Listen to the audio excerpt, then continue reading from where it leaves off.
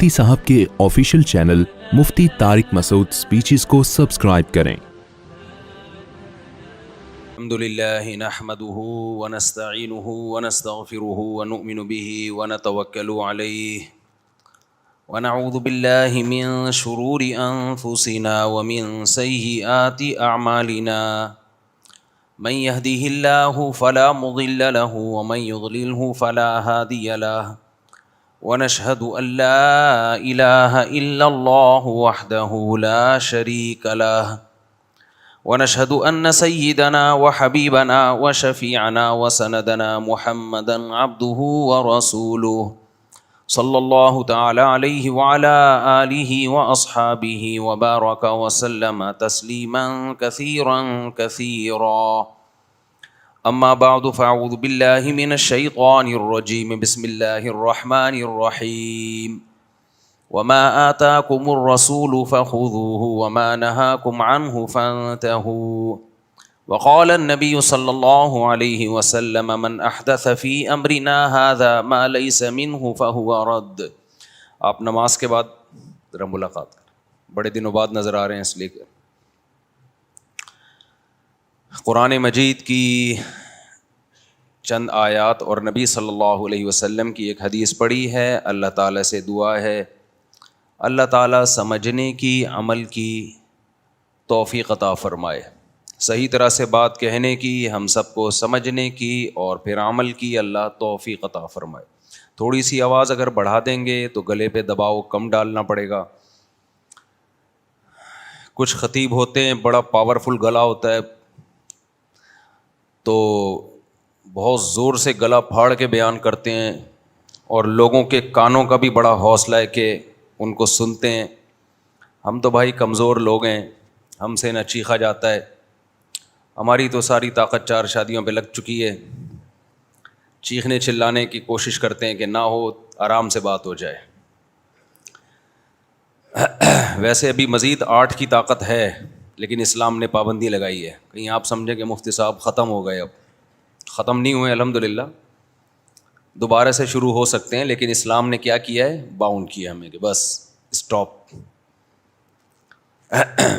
لیکن ہم چاہتے ہیں کہ بجائے اس کے کہ گلا پھاڑیں، آپ کے بھی کان خراب ہوں، تو آرام سے بات ہو جائے، میرا خیال ہے یہ صحت کے لیے زیادہ مفید ہے۔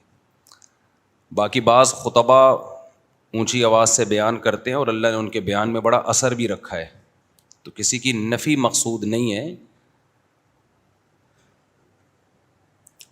میں پنجاب میں ایک دفعہ جلسے میں گیا بیان کرنے کے لیے، اب میں نے جلسوں میں جانا چھوڑ دیا ہے الا ماشاء اللہ، کیونکہ مجھے جلسوں کا تجربہ ہوا کہ وہاں جس قسم کے خطیب آتے ہیں ہم ان میں پنپ ہی نہیں رہے ہوتے، عجیب سے ہی لگ رہے ہوتے ہیں ہم ان میں۔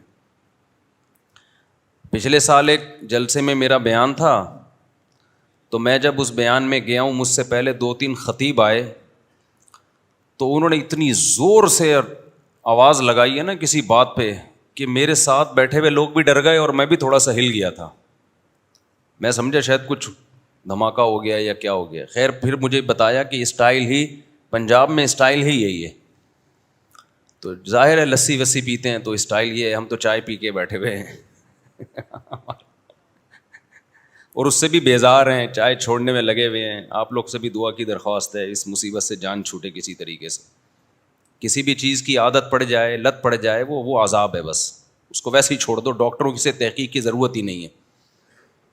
دودھ کی عادت نہیں پڑتی انسان کو، روٹی کی عادت نہیں پڑتی، چائے، کافی، چرس، ہیروئن، سگریٹ، یہ سب نشے ہیں، ان میں سب سے کم درجے کا نشہ چائے ہے، لیکن ہے وہ بھی نشہ۔ میں بار بار ایک بات کہتا ہوں، میڈیکل سائنس کی باتوں میں جایا کرو، لیکن وہ باتیں جو بہت پیچیدہ ہیں ان کو لفٹ نہیں کرایا کرو، کچھ چیزیں نیچر سے میچ ہی نہیں کرتی ہیں۔ ڈاکٹر اگر کوئی ایسی تحقیق لا رہا ہے نا جو نیچر سے میچ نہیں کر رہی ہو تو سمجھ لو کہ یہ تحقیق بعد میں بدل جائے گی۔ تمام انبیاء، صحابہ، ان کو بھی تھکاوٹ ہوتی تھی، کیا وہ چائے کافی پی کے تھکاوٹ دور کرتے تھے؟ تھکاوٹ دور کرنے کا نیچرل طریقہ ہے نیند، سو جاؤ، بس اس کے علاوہ کچھ پی کے تھکاوٹ دور کر رہے ہو اس کا مطلب یہ نیچرل نہیں ہے۔ آج اس کے فائدے آپ کے سامنے ہیں، کل تباہی بربادی ہوگی۔ خیر یہ ٹاپک نہیں ہے. تو چند باتیں آپ کی خدمت میں بڑے آرام سے تمیز سے پیش کرنے کا ارادہ ہے.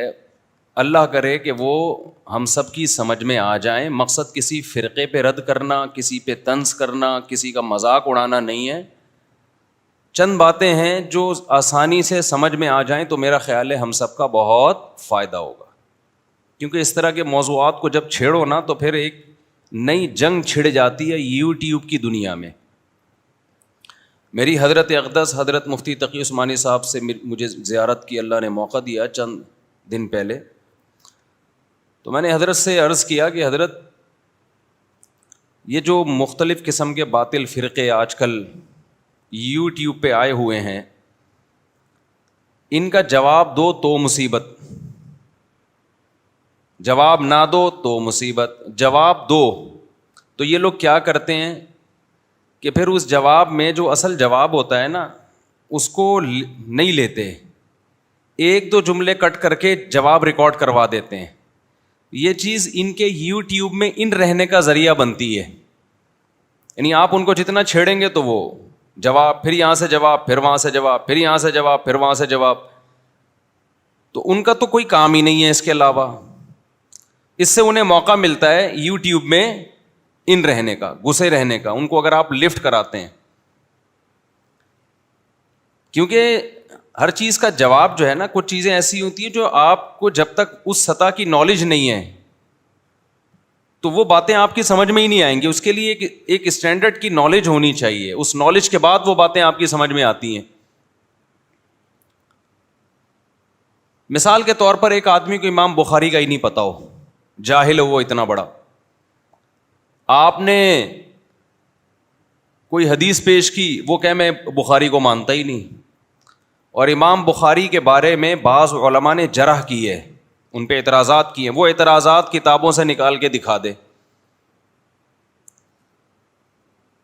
تو آپ بتاؤ کہ جس کے پاس تھوڑی سی نالج ہوگی اس کو تو غصہ آئے گا نا کہ یار تو امام بخاری کو نہیں چھوڑ رہا ہے بھائی, تو اس پر تو پوری امت متفق ہے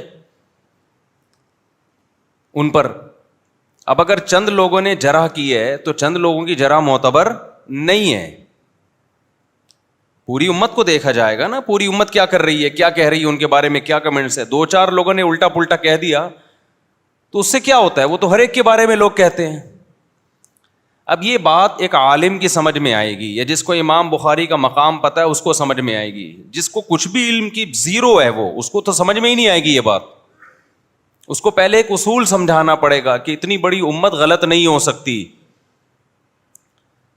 اسی طرح آج بہت سے اسکالرز اتنی بڑی بڑی شخصیات پہ طنز کر رہے ہیں کہ جن کے پاس بیسک نالج ہوتی ہے نا دین کی, وہ ان شخصیات پہ کبھی بھی طنز برداشت کر ہی نہیں سکتے. وہ کہیں گے یہ تو پورا عالم اسلام کو آپ اس کی جڑیں کھوکھلی کر رہے ہیں آپ. لیکن یہ بات عوام کو سمجھانا بہت مشکل ہے, عوام کی کھوپڑی میں لانا مشکل, کیونکہ ان کے پاس بیسک نالج بھی نہیں ہوتی. تو پہلے ان کو بیسک نالج دینی پڑتی ہے, اس کے لیے کتابیں ہیں, اس کے لیے نصاب ہے, سلیبس ہے. دیکھو دنیا میں جو بھی علم ہے, یہ بات کر کے میں اصل ٹاپک کی طرف آتا ہوں, پراپر وے میں علم حاصل کیا جاتا ہے نا ہر چیز کا. کیا خیال ہے, کبھی دنیا میں کوئی نصاب, کوئی ایسا ہی نالج, ایسا علم آپ نے دیکھا جو چند کتابیں پڑھ کے انسان اس فیلڈ کا ماہر کہلاتا ہو؟ کبھی دیکھا آپ نے ایسا؟ ایک پراپر وے میں علم ہے, وہ جب تک آپ اس وے کو پہ نہیں, اس ٹریک پہ نہیں چلیں گے, اس پوری نالج کو حاصل نہیں کریں گے, تو آپ نہ تحقیق کے اہل ہوں گے, اور جو آپ کو فالو کرنے والا ہوگا وہ بھی گمراہی میں جائے گا. جیسے آپ ڈاکٹر بننا چاہتے ہیں تو کچھ پہلے بیسک نالج دی جاتی ہیں پہلے سال میں, دوسرے سال میں تھوڑی سی اوپر کی نالج. ایسا نہیں ہوتا چوتھے سال کا سلیبس پہلے سال میں پڑھایا جائے ڈاکٹر کو. پہلے سال میں تو آپ کو صرف یہ بتایا جائے گا گردے, پھیپھڑے, کلیجی کی کہاں ہوتے ہیں, یہ فگر بنا کے نا. ہم نے بھی بایولوجی پڑھی ہے نا, تو ہمارے ٹیچر پورا انسان بناتے تھے, یہ اس کا لیور ہے, یہ اس کے لنگس ہیں, یہ اس کے پھیپھڑے ہیں. ہم تو ہو سکتا ہے اس سے پہلے پھیپھڑوں کو گردہ سمجھتے ہوں, گردوں کو پھیپھڑا سمجھتے ہوں. یہ بیسک نالج دی جاتی ہے. اس کے بعد آہستہ آہستہ پھر ایم بی بی ایس کرنے کے بعد پھر ایک ڈاکٹر وہ ہاؤس جاب بھی کرتا ہے, ایک دم سے بیٹھ کے میڈیکل سائنس کا چینل کھول کے لوگوں کو طب کی باتیں بتانا نہیں شروع کرتا.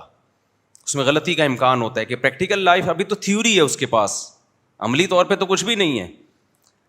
2 سال ہاؤس جاب کی گورنمنٹ نے شرط لگائی ہے, یا 1 سال یا 2 سال کسی ماہر ڈاکٹر کی نگرانی میں آپ کام کریں. اس کے بعد جا کے کچھ اس قابل ہوتا ہے کہ وہ میڈیکل سائنس سے متعلق لوگوں کو گائیڈ کرنا شروع کرے. پھر ایک ٹائم آتا ہے, لیکن ابھی بھی وہ فنٹر نہیں بنتا ہے کہ مجھے سب کچھ پتا ہے میڈیکل سائنس کا, بلکہ وہ کیا کہے گا, بھائی وہ ڈاکٹر ہیں ان کا 40 سال کا تجربہ ہے, وہ ڈاکٹر ہیں ان کا 50 سال کا تجربہ ہے, وہ ڈاکٹر ہیں وہ UK میں امریکہ میں اتنے سال کا ایکسپیرینس ہے. تو لوگ کس کی بات کو ترجیح دیں گے؟ وہ جو بڑا ڈاکٹر ہے. حکیموں میں بھی ایسا ہی ہے, ہر شعبے میں ایسا ہی ہے. تو خوب سمجھ لیں دین میں بھی اسی طرح ہے.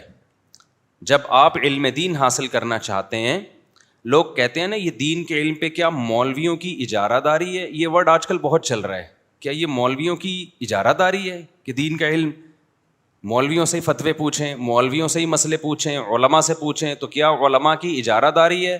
اس کا جواب ہے کہ نہیں, بالکل اجارہ داری نہیں ہے, جو چاہے عالم بن جائے. اجارہ داری جب ہوتی جب ہم کہتے ہیں یہ علماء ہیں, یہ ان کے بچے ہیں, یہی عالم بنیں گے, ان کے علاوہ کوئی بھی عالم نہیں بن سکتا. لیکن اگر آپ اس کا یہ مطلب لے رہے ہو کہ ہر جاہل چند کتابیں پڑھ کے یا بخاری پڑھ کے وہ بھی مسائل بتا سکتا ہے, اور پھر کوئی جواب میں آپ کو روکے کہ آپ کے پاس پراپر علم نہیں ہے, تو آپ لوگوں کو گائیڈ نہیں کر سکتے شرعی مسائل میں. آپ واضح و نصیحت کی باتیں کر سکتے ہیں, بلکہ اس میں بھی غلطی ہوتی ہے, تو آپ پراپر گائیڈ نہیں کر سکتے. آپ کو علماء کی زیر سرپرستی چلنا پڑے گا. تو جواب میں کیا کہتے ہیں, یہ علم دین میں کیا علماء کی اجارہ داری ہے. تو یہ جواب درست ہوگا؟ یہ ایسا ہی ہے جیسے ایک ڈاکٹر نہیں ہے, میڈیکل سائنس کی باتیں بتا رہا ہو, گورنمنٹ اس کو روکے تو کلینک کھول کے کیوں بیٹھ گیا بھائی؟ وہ کیا ڈاکٹروں کی اجارہ داری ہے طب پہ, انسانی صحت پہ کیا ڈاکٹروں کی اجارہ داری ہے؟ تو یہ دلیل صحیح ہوگی؟ کیا ہو گیا بھائی جان؟ یوٹیوب پہ نا, انسٹاگرام پہ اور ٹک ٹاک پہ ہر دوسرا تیسرا کلپ علماء کے خلاف آ رہا ہے. ہر دوسرا تیسرا کلپ کس کے خلاف جا رہا ہے؟ علماء کے خلاف. تو یہ جو کہتے ہیں نا یہ مولویوں کی یا علماء کی اجارہ داری ہے, بھائی اجارہ داری نہیں ہے. آپ آؤ, جو چاہے علم حاصل کرے, بلکہ میرٹ کی بیس پہ جتنا دینی مدارس میں داخلہ ہوتا ہے نا, اتنا پاکستان کے کم از کم کسی ادارے میں ایڈمیشن نہیں ہوتا. آپ پولیس میں بھرتی ہونے جاؤ, جب تک آپ کا چچا ماموں پولیس میں نہیں ہوگا آپ پولیس میں نہیں جا سکتے. آپ میڈیکل کالج میں ایڈمیشن کے لیے جاؤ, یا تو ٹھیک ٹھاک پیسہ ہو یا آپ کی سفارش ہو. مدرسے میں جاؤ ٹھک کر کے داخلہ ملے گا آپ کو. لیکن آپ کہہ رہے ہو میں مدرسے میں بھی نہیں پڑھوں گا 8 سال, اور میں بیٹھ کے چینل کھولوں گا اور لوگوں کو مسائل بتاؤں گا, اور پھر علماء جب میرے خلاف فتویٰ دیں گے تو میں کہوں گا ان کی چونکہ دکانیں بند ہو رہی ہیں ان علماء کی, لہذا یہ میرے خلاف فتوے دے رہے ہیں. تو یہ جہالت کی بات ہے. سمجھتے ہو کہ نہیں سمجھتے؟ تو خوب سمجھ لیں دین کے علم کا بھی ایک سلیبس ہے. وہ سلیبس کیا ہے؟ جب آپ مدرسے میں آتے ہیں نا, تو سب سے یہ تمام مدارس, بنوری ٹاؤن, دارالعلوم کرنگی, اکوڑا خٹک, جامعۃ الرشید, جتنے مدارس ہیں یا جتنی اسلامک یونیورسٹیاں ہیں جو پراپر وے میں کام کر رہی ہیں, جو صحیح عالم بنا رہی ہیں, ان میں سب سے پہلے آپ کو 1 سال صرف عربی گرامر پڑھائی جاتی ہے. یہ 2-4 دن کی چیز نہیں ہے. کتنا عرصہ پڑھائی جاتی ہے؟ بولو 1 سال. اور میں نے 2 سال میں پڑھی ہے یہ عربی گرامر. ہم نے زیادہ محنت کی ہے اس میں. آج جتنے اسکالر یوٹیوب پہ آ رہے ہیں ان کو عربی گرامر کی الف بے بھی پتا بولو نہیں ہے. اردو کتابیں پڑھ کے بخاری کے ریفرنس دے رہے ہوتے ہیں یہ کہ بخاری میں یہ لکھا ہے. تو ضلوا و اضلوا, حدیث میں آتا ہے قرب قیامت میں علماء ختم ہوتے رہیں گے اور لوگ جاہلوں کو اپنا سردار بنائیں گے. صحیح بخاری کی حدیث ہے یہ. اور فرمایا وہ جاہل خود بھی گمراہ ہوں گے, لوگوں کو بھی گمراہ کریں گے. اب آپ بتائیں لوگ ان کے پیچھے چلیں گے کیوں؟ اس لیے کہ کوئی تو ریفرنس دے رہے ہوں گے نا. اگر کچھ بھی نہ کر رہے ہوتے تو تھوڑی چلتے. تو یہ کچھ نہ کچھ ہوگا ان کے پاس, لیکن پراپر علم نہیں ہوگا, جس کی وجہ جب ادھورا علم ہوتا ہے یا تو علم ہو ہی نہیں تو بھی انسان گمراہ نہیں کرتا کسی کو, یا ہو تو پراپر علم ہو پھر بھی گمراہ نہیں کرتا انسان. ادھورا علم جب ہوتا ہے تو خود بھی گمراہ ہوتا ہے اور دوسروں کو بھی گمراہ کرتا ہے. تو اب میں آپ کو تھوڑا سا مدرسوں کا خاکہ بتا دوں تاکہ آپ کو پتہ چلے کہ یہ جو مدرسوں پہ آج کل صبح و شام یہ مولوی مسجدوں میں تنخواہیں لے کے امامت کر رہے ہیں, یہ مولوی یوں کر رہے ہیں, ہر دوسرا تیسرا کلپ یا تو پاکستان کے خلاف ہوگا یا مولویوں کے خلاف ہوگا. آپ پاکستان سے باہر جانا چاہتے ہو چلے جاؤ, کوئی مسئلہ نہیں ہے, ہم اس کو ناجائز نہیں کہتے. کبھی کسی مولوی صاحب کو دیکھا آپ نے فتویٰ دیا ہو کہ پاکستان سے باہر کمانے کے لیے جانا ناجائز ہے؟ کبھی دیکھا آپ نے؟ بھائی میں تو مشورہ دیتا ہوں, وہی جو یہاں کما نہیں رہا تو باہر جائے نا, بھوکا تھوڑی مرے گا وہ, بلکہ باہر جانے سے پاکستان کو بھی فائدہ ہے, وہاں سے ڈالر آئے گا تو فائدہ کس کو ہوگا؟ پاکستان کو ہوگا. آپ اچھی نیت سے چلے جاؤ کہ یار میرے حکمرانوں نے تو بیڑا غرق کر دیا ہے لیکن میں اپنے ملک کو بچاؤں گا, میں باہر جاؤں گا اور ڈالر بھیجوں گا, اپنی فیملی کو یہاں سپورٹ کروں گا وہاں جا کے. تو باہر جانا صرف جائز ہی نہیں ہوگا بلکہ ثواب ہوگا. لیکن آپ کو پاکستان کے خلاف کلپ بنانے کی کیا ضرورت ہے؟ اس میں کوئی اپنے گھر کا مذاق اڑاتا ہے کیا؟ کیا ہو گیا میرے بھائی؟ کوئی اپنے گھر کا خود مذاق اڑاتا ہے, اور مذاق اڑانے کے ہم تو اہل ہی نہیں ہیں کیونکہ تباہ ہم نے خود کیا ہے. جن حکمرانوں کو جن پہ ہم الزام لگاتے ہیں کہ انہوں نے کنٹری کو تباہ کیا تو وہ کس کے ووٹ سے آئے ہیں؟ وہ تو ہمارے ووٹ سے آتے ہیں ہمیشہ. آپ کہہ سکتے نہیں ہمارے ووٹ سے نہیں آتے, کوئی اور لے کر آتا ہے. یہ دل کے خوش کرنے کو غالب خیال اچھا ہے, دل کے خوش کرنے کو غالب خیال اچھا ہے یہ. اب اس سے زیادہ میں اس پہ تبصرہ نہیں کرتا. خیر, تو میں بتاؤں جلدی دینی مدرسوں میں ہوتا کیا, پہلے سال صرف عربی گرامر کو فوکس کیا جاتا ہے. جب تک آپ کو عربی نہیں آئے گی وہ سارا علم ہمارا اردو میں یا انگلش میں نہیں ہے. قرآن کس میں ہے؟ عربی میں. آج کتنے اسکالرز ہیں, میں ان کا نام لینا مناسب نہیں سمجھتا کیونکہ میرا مقصد کسی کی ذات پہ تنقید کرنا نہیں ہے, میرا مقصد ایک اصول سمجھانا ہے آپ کو. کتنے اسکالرز ہیں جو بخاری کی حدیث کا ترجمہ غلط کر رہے ہوتے ہیں, لوگوں کو یہ توفیق نہیں ہوتی کہ یہ ترجمہ چیک کروا لیں. لوگ جاتے ہیں گوگل پہ چیک کرتے ہیں, لوگوں کو یہ پتہ نہیں ہوتا کہ گوگل پہ ترجمہ یہ بھی غلط ڈالا ہوا ہے کسی نے. گوگل کون سا کوئی گوگل کا کام ہے جو انفارمیشن آپ ڈالیں وہ قبول کر لیتا ہے اس کو. وہ گوگل پہ آپ لہسن کے فضائل لکھ کے دیکھیں, ایسا لگے گا لہسن کے علاوہ کچھ کھانا ہی نہیں چاہیے دنیا میں آپ کو. مورنگا کے فضائل گوگل پہ آپ لکھو, یقیناً مورنگا کا درخت بڑی زبردست چیز ہے, اتنی نہیں ہے جتنی گوگل بتا رہا ہے. بھائی مورنگا ہے نا, ہمارے یہاں بھی لگا ہوا ہے, سہاجنا. آپ یوٹیوب پہ سرچ کرو گے تو آپ کو ایسا لگے گا سب چھوڑ کے بہنوں کی وراثت کھانا بھی چھوڑ دو, اب صرف مورنگا کھاؤ بیٹھ کے, کچھ کھانے کی ضرورت ہی نہیں ہے. گوگل تو یہ کر رہا ہے. میں پھر بتا دوں, میں مورنگا کے یا سہاجنا کے خلاف نہیں ہوں. میرا ایک کلپ ہے کہ اتنا نہیں ہے جتنا لوگوں نے بنا لیا, تو لوگوں نے اس پہ مذاق اڑایا, دیکھو ڈاکٹر کہہ رہے ہیں کھاؤ, یہ مفتی صاحب. میں نے کب کہا کہ نہیں کھاؤ, میں کہہ رہا ہوں اتنا نہیں ہے کہ ساری دنیا وہی ہے سب کچھ. تو یوٹیوب پہ تو آپ کو ملے گا لہسن اور ادرک کے فضائل ایسے ملیں گے, ہلدی کے ایسے ملیں گے, آپ بولو گے بھائی ہلدی کھاتے رہو سارا دن بیٹھ. تو میں نے خود کئی دفعہ ترجمہ غلط پکڑا ہے گوگل پہ.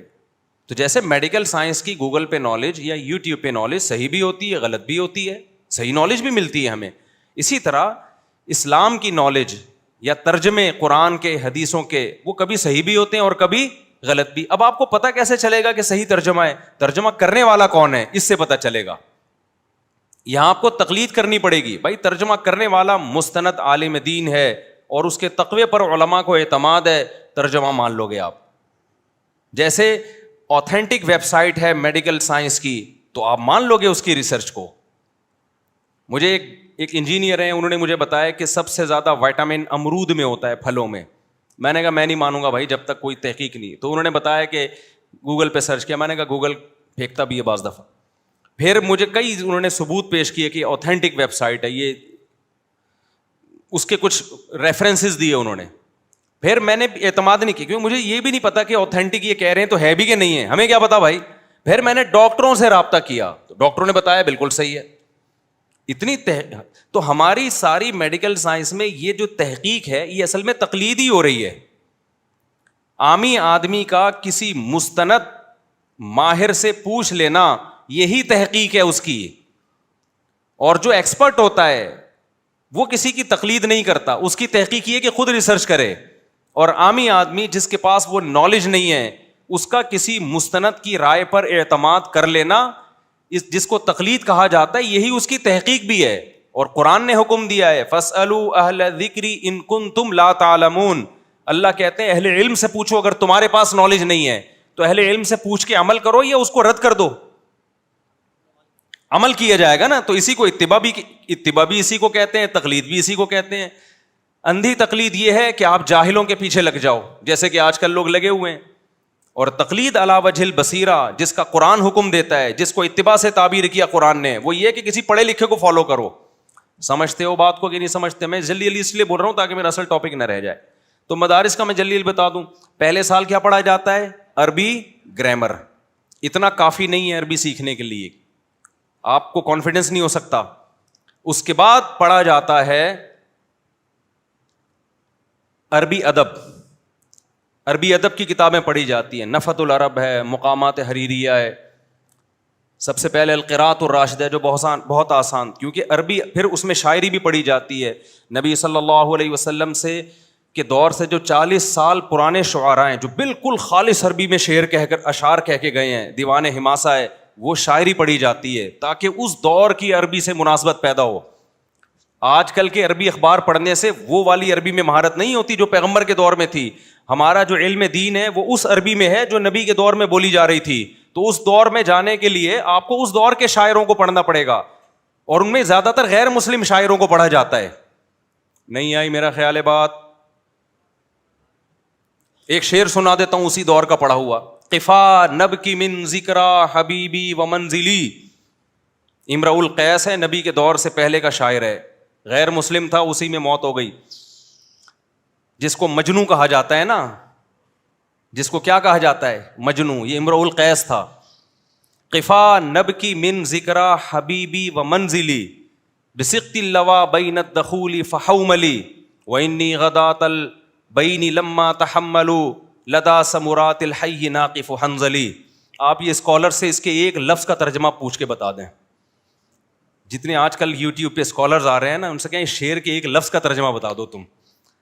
حالانکہ بہت آسان شعر ہے یہ. شاعر اب مجھے مزہ آ رہا ہے شعر پڑھنے میں, تو اب ترجمہ, حالانکہ ٹاپک نہیں ہے لیکن اب ترجمہ کرنے دیں, کیا خیال ہے؟ تو شاعر اپنی محبوبہ کے بارے میں کیا کہہ رہا ہے, رپورٹ پیش کر رہا ہوں میں. ابھی ہمارے ٹاپک سے مناسبت نہیں ہے لیکن شعر پڑھ دیا تو اس کا ترجمہ بھی ہو جائے, تھوڑا مزہ. مجھے تو بہت مزہ آیا شعر پڑھنے میں. شاعر کہہ رہا ہے قفا نبکی من ذکرا حبیبی و منزلی. کہیں سفر پہ جا رہا ہے تو کھنڈرات نظر آئے. کھنڈرات, جہاں ونس اپون اے ٹائم لیلا رہا کرتی تھی, محبوبہ رہا کرتی تھی, جو اب وہاں سے کوچ کر کے جا چکی ہے. پہلے زمانے میں ایسا ہوتا تھا, محبوبہ جب علاقہ چھوڑ کے اپنے ماں باپ کے ساتھ جا رہی ہے تو سوائے مجنوں کو کفے افسوس کے اور کچھ بھی نہیں, وہ چھپ چھپ کے ملاقاتیں ہمیشہ کے لیے ختم. آج کل ایسا نہیں ہے, وہ نمبر دے کے جاتی ہے, فیس بک کی آئی ڈی بھی بتا کے جائے گی, اپنے تمام اکاؤنٹس آپ کے پاس پہلے سے ہوں گے. آپ خوش ہو رہے ہیں اس پہ کہ چلو یار آج محبوبہ تک پہنچنا آسان ہے, لیکن یاد رکھو اس سہولت کا ایک نقصان یہ ہوا ہے کہ وہ آپ کے علاوہ 20 لوگوں کو نمبر دے کے جا رہی ہے, کیونکہ اتنی جو لنک آپس میں اتنا آسان ہو گیا ہے کہ وہ مجنوں والا دور ہی ٹھیک تھا. کم از کم یہ تو پتا تھا نا کہ میری ہے, چھوڑ کے چلی گئی تو اب کہیں اور ٹرائی مارو. اب یہ آپشن آپ کے پاس نہیں ہے. خیر, تو وہ کہہ رہے کہ حومل دخول کے درمیان وہ رہا کرتی تھی, تو جب یہاں سے قافلہ گزر رہا ہے تو شاعر ان سے کہتا ہے قفا, یار یہاں ذرا ٹھہرو, کائنڈلی تھوڑی دیر یہاں کیا کرو, اسٹے کرو. اونٹوں پہ ہم گزر رہے ہیں, دوسرے شہر جا رہے ہیں, لیکن یہ محبوبہ کے گھر ہے, گاؤں ہے, اگرچہ یہاں محبوبہ نہیں ہے, لیکن یہاں کھڑے ہو کر نبکی من ذکرا حبیبی و منزلی, محبوبہ کے گھر اور محبوبہ کو یاد کر کے تھوڑا سا رونے تو دو یار. یہ آپشن رونے کا جانے مت دو, اتنی اسپیڈ میں نکل جاؤ گے, رونے تو دو نا تھوڑا سا. جیسے بعض دفعہ آپ کو کوئی لطیفہ سناتا ہے, آپ کو بہت زبردست ہنسی آتی ہے, وہ دوسرا لطیفہ شروع کر دیتا ہے, آپ کیا کہتے ہو, بھائی پہلے والے پہ ذرا تسلی سے ہنسنے تو دو, انجوائے تو کرنے دو. تو یاد رکھو بعض دفعہ کسی ہنسی پہ انسان اتنا انجوائے نہیں کرتا, لیکن کسی غم کو یاد کر کے رونے میں زیادہ انجوائے کر رہا ہوتا ہے, اس کا غم ہلکا ہو رہا ہوتا ہے اس سے. پھر آگے کہتا ہے وَإِنِّي غَدَاةَ الْبَيْنِ لَمَّا تَحَمَّلُوا لَدَا سَمُرَاتِ الْحَيِّ نَاقِفُ حَنْظَلِي, کہہ رہے ہیں جس دن محبوبہ یہاں سے جا رہی تھی نا تو میں جھاڑیوں کے پیچھے چھپا ہوا, کوئی مجھے دیکھتا تو ایسا لگتا ہے جیسے میں حنظل, ایک کڑوا درخت ہے نا پیاز کی طرح, اس کو کاٹ رہا ہوں اور میری آنکھوں سے آنسو نکل رہے ہیں. کیسا دور تھا آپ دیکھو, یہ نبی کے دور سے کئی سال پرانی بات ہے. یہ شاعر کتنی حیا تھی بھائی, محبوبہ کو یہ بھی نہیں کہہ سکتا, آنسو بھی چھپا رہے اپنے, جھاڑیوں کے پیچھے چھپ کے یہ منظر دیکھ رہا ہے. اتنا تمیز کا محبوب آج مارکیٹ میں ملے گا آپ کو ہے بھائی اس سے زیادہ کچھ نہیں کیا اس بیچارے نے. کہہ رہے مجھے دیکھ لیتے, میں چھپ کے یہ سارا منظر دیکھ رہا تھا, دل ٹکڑے ٹکڑے تھا, ایک لفظ زبان سے لیلا کے ابا کو نہیں کہہ سکتا تھا کہ کیا کر رہے ہو, میرے دل پہ کیا چلا رہے ہو, چھرے کیوں چلا رہے ہو. بس ایسے آنسو ٹپک رہے تھے جیسے کوئی پیاز کاٹ رہا ہوتا ہے اور اس کی آنکھوں میں نمی, بس یہی تھا.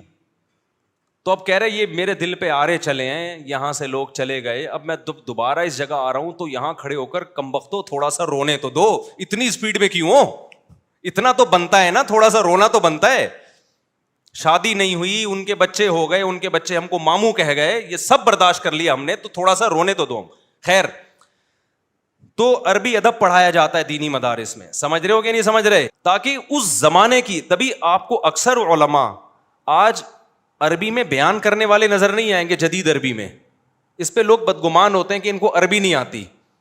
وجہ اس کی ہے کہ جدید عربی میں وہ بات نہیں ہے جو قدیم عربی میں تھی. اب جب علماء سعودی عرب جاتے ہیں تو عوام سے نہیں بات کر پاتے وہ عربی میں, کیونکہ 1400 سال گزر گئے نا, انہوں نے بہت سارے الفاظ ایسے آڑے ترچے کر دیے. قالا کو گالا بولتے ہیں اور ای واللہ کو ایوا بولتے ہیں. ہم تو شروع میں سعودی عرب جاتے تھے سوچتے ہی رہتے تھے اس نے بولا کیا ہے. گل کہتے ہیں, گل, قل کو کیا کہتے ہیں, گل, لا الہ الا اللہ. لکھی صحیح جاتی ہے, بولی پروننسیشن ان کی بہت چینج ہو چکی ہے, لیکن علماء صحیح بولتے ہیں. خیر, وہاں کے جو علماء ہیں جب تقریریں کرتے ہیں وہ صحیح عربی, وہ قدیم عربی میں ہوتی ہے. خیر, تو آپ کو دینی مدارس میں عربی گرامر پڑھنی پڑتی ہے, 1 سال صرف کے رٹے لگانے پڑتے ہیں. قال قال قالوا قالت قالتا قلنا قلت قلتما قلتم قلت قلتما قلتن قلت قلنا. آج کل کے اسکالرز یہ ٹینشن لینے کے لیے تیار نہیں ہے. وہ نہیں دین کا علم, اتنی پورا سال بیٹھ کے عربی گرامر استاذوں کے سامنے 2 زانوں ہو کے بیٹھیں, اور جو عالم بننے کے بعد آپ کو سرٹیفکیٹ ملے, اتنی محنت کے بعد 8 سال کے بعد سرٹیفکیٹ ملتا ہے, اس سرٹیفکیٹ کی ملک میں 2 ٹکے کی ویلیو نہیں ہے. تو آج کل کے جو نئے نئے اسکالرز آ رہے ہیں نا, جو علماء ایسے, مولوی ایسے, ان کو پتا ہے 8 سال ہم نے پراپر وے میں علم حاصل کیا, اور سرٹیفکیٹ ایسا جس کی کہیں ہمیں جاب نہیں مل سکتی اس سرٹیفکیٹ پہ, تو ہم اپنا ٹائم کیوں لگائیں. اب شوق ہے مقتدا اور رہبر بننے کا. شوق کیا ہے؟ مقتدا اور رہبر بننے کا, کہ ہم لوگوں کو قرآن و سنت کی روشنی میں گائیڈ کریں. تو شارٹ راستہ یہی ہے کہ لوگوں کو علماء سے بدگمان کرو, وہاں سے کٹیں گے تو ہمارے پاس آئیں گے, اور اپنے پاس جھولی خالی ہے, ان کے کچھ بھی نہیں ہے سوائے چند اردو یا انگلش کتابیں پڑھی ہوتی ہیں انہوں نے. تو کیا سکھایا جاتا ہے؟ عربی گرامر.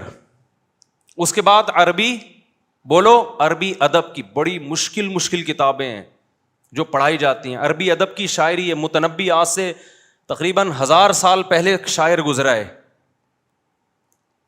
فلما انخنا رکزنا الرماح بین مکارمنا وبین العلا بین مکارمنا والعلا لتعلم مصر ومن بالعراق ومن بالعواصم انی الفتى وانی ابیت وانی عطوت وانی ابیت وانی وفیت وانی عطوت علی من عطا. متنبی اپنی شاعری میں 1000 سال پرانی عربی ہے, یہ نبی کے دور کے قریب کی عربی. متنبی کوئی مولوی تو نہیں تھا, ایک نیوٹرل سا شاعر تھا وہ, لیکن دینی علوم میں اس کی شاعری پڑھائی جاتی ہے تاکہ آپ کو نیچرل عربی جو اس دور میں تھی وہ عربی آئے آپ کو. کیونکہ اگر آپ صرف مذہبی لٹریچر پڑھیں گے تو آپ کو ایک خاص قسم کی زبان آئے گی, عربی میں مہارت نہیں ہوگی آپ کو. تو متنبی بیان کرتا ہے, ہم سفر کرتے کرتے کرتے کرتے دور دراز علاقوں میں پہنچے, راستے میں دشمنوں سے واسطہ پڑا, تلواریں چلی ہماری, ہم نے دشمنوں کو قتل کیا. وہ اتنے بہادری کے کارنامے کرتے کرتے عراق کے قریب پہنچے. رات کو جب ہم نے پڑاؤ ڈالا تو اپنی تلواروں کو ہم نے زمین میں گاڑا، تو اصل میں تلواروں کو زمین میں نہیں گاڑا ہم نے. لوگوں تمہیں یہ مسٹیک ہو رہی ہے، تلواروں کو نہیں، اصل میں ہم نے اپنی بہادری پر مہر ثبت کی ہے. جب تلواریں ہم نے رات کو زمین میں گاڑی ہے نا، تو اصل میں اسٹیمپ لگائی ہے اپنی بہادری پر، تاکہ مصر والوں کو، عراق والوں کو پتا چل جائے انی وفیتو، میں جو کہتا ہوں پورا کر کے دکھاتا ہوں، وانی عطوت علی من عطا، جو سرکشی کرتا ہے میں اس کا جواب دیتا ہوں، اور جو میرے خلاف جاتا ہے میں اس کے خلاف جاتا ہوں. تو یہ شاعری ہے. اور یہ انی فتح، کہ لوگوں کو پتا چل جائے میں کیا ہوں، جوان. آج جوان آدمی کا پتا چلتا ہے پب جی سے، نمبر زیادہ آ گئے تو یہ جوان آدمی ہے. یہ شاعری پڑھائی جاتی ہے. سمجھتے ہو کہ ہم نے اپنی بلندیوں پہ اور اپنی اخلاقی بلندیوں پہ ہم نے مہر لگائی ہے، تلواریں جو ہم نے زمین میں گاڑی ہیں، اور یہ ثابت کیا کہ ہم وفادار ہیں. جب دوستی ہوتی ہے تو دوستی کا حق ادا، دوستوں کی خاطر لڑا تھا نا، وہ دوستی کا حق ادا کرتے ہیں. سمجھتے ہو گے نہیں سمجھتے؟ تو اس زمانے کا کلچر بھی پتہ چلتا ہے اس سے. کیا کلچر مارکیٹ میں اس زمانے میں، بولو چل کیا رہا تھا؟ اس زمانے کی شاعری میں آپ کو 3 چیزیں بہت زیادہ نظر آئیں گی جو نبی کے دور کے شاعر تھے. ایک چیز سخاوت، ہر شاعر اپنی سخاوت کے واقعات کو فخر سے بیان کرتا تھا.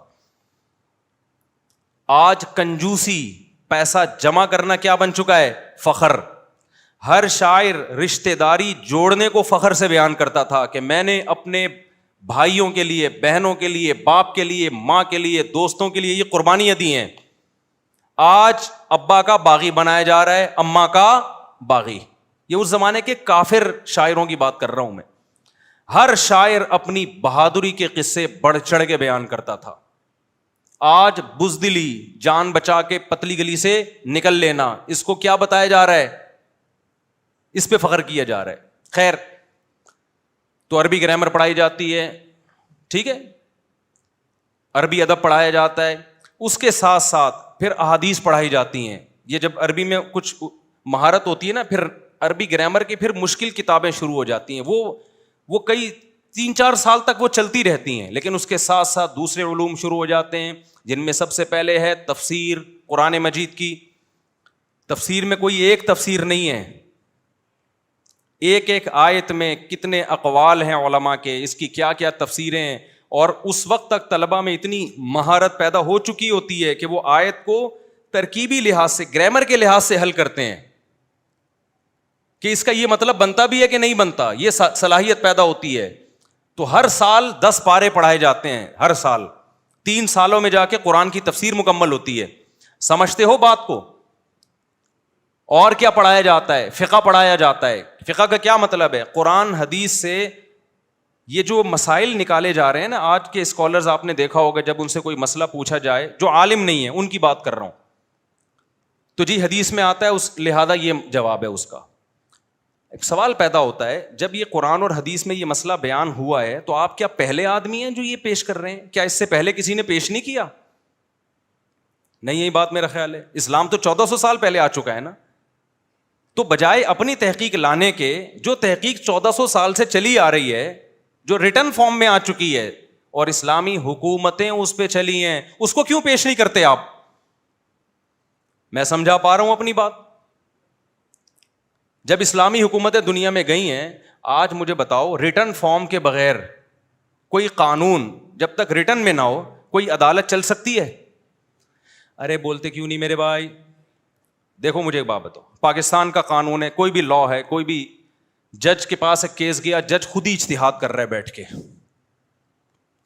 1-2 جج چل جائیں گے، پورا ملک اس پہ نہیں چلے گا. جج کو کتاب دی جاتی ہے، لا لکھا ہوا ہے، اسمبلی میں پاس ہوا ہے، سینٹ میں پاس ہو کے گیا ہے، اسمبلی میں یہ لکھا ہوا ہے، یہ سپریم کورٹ کا فیصلہ ہے، آپ اسی کے پابند ہیں.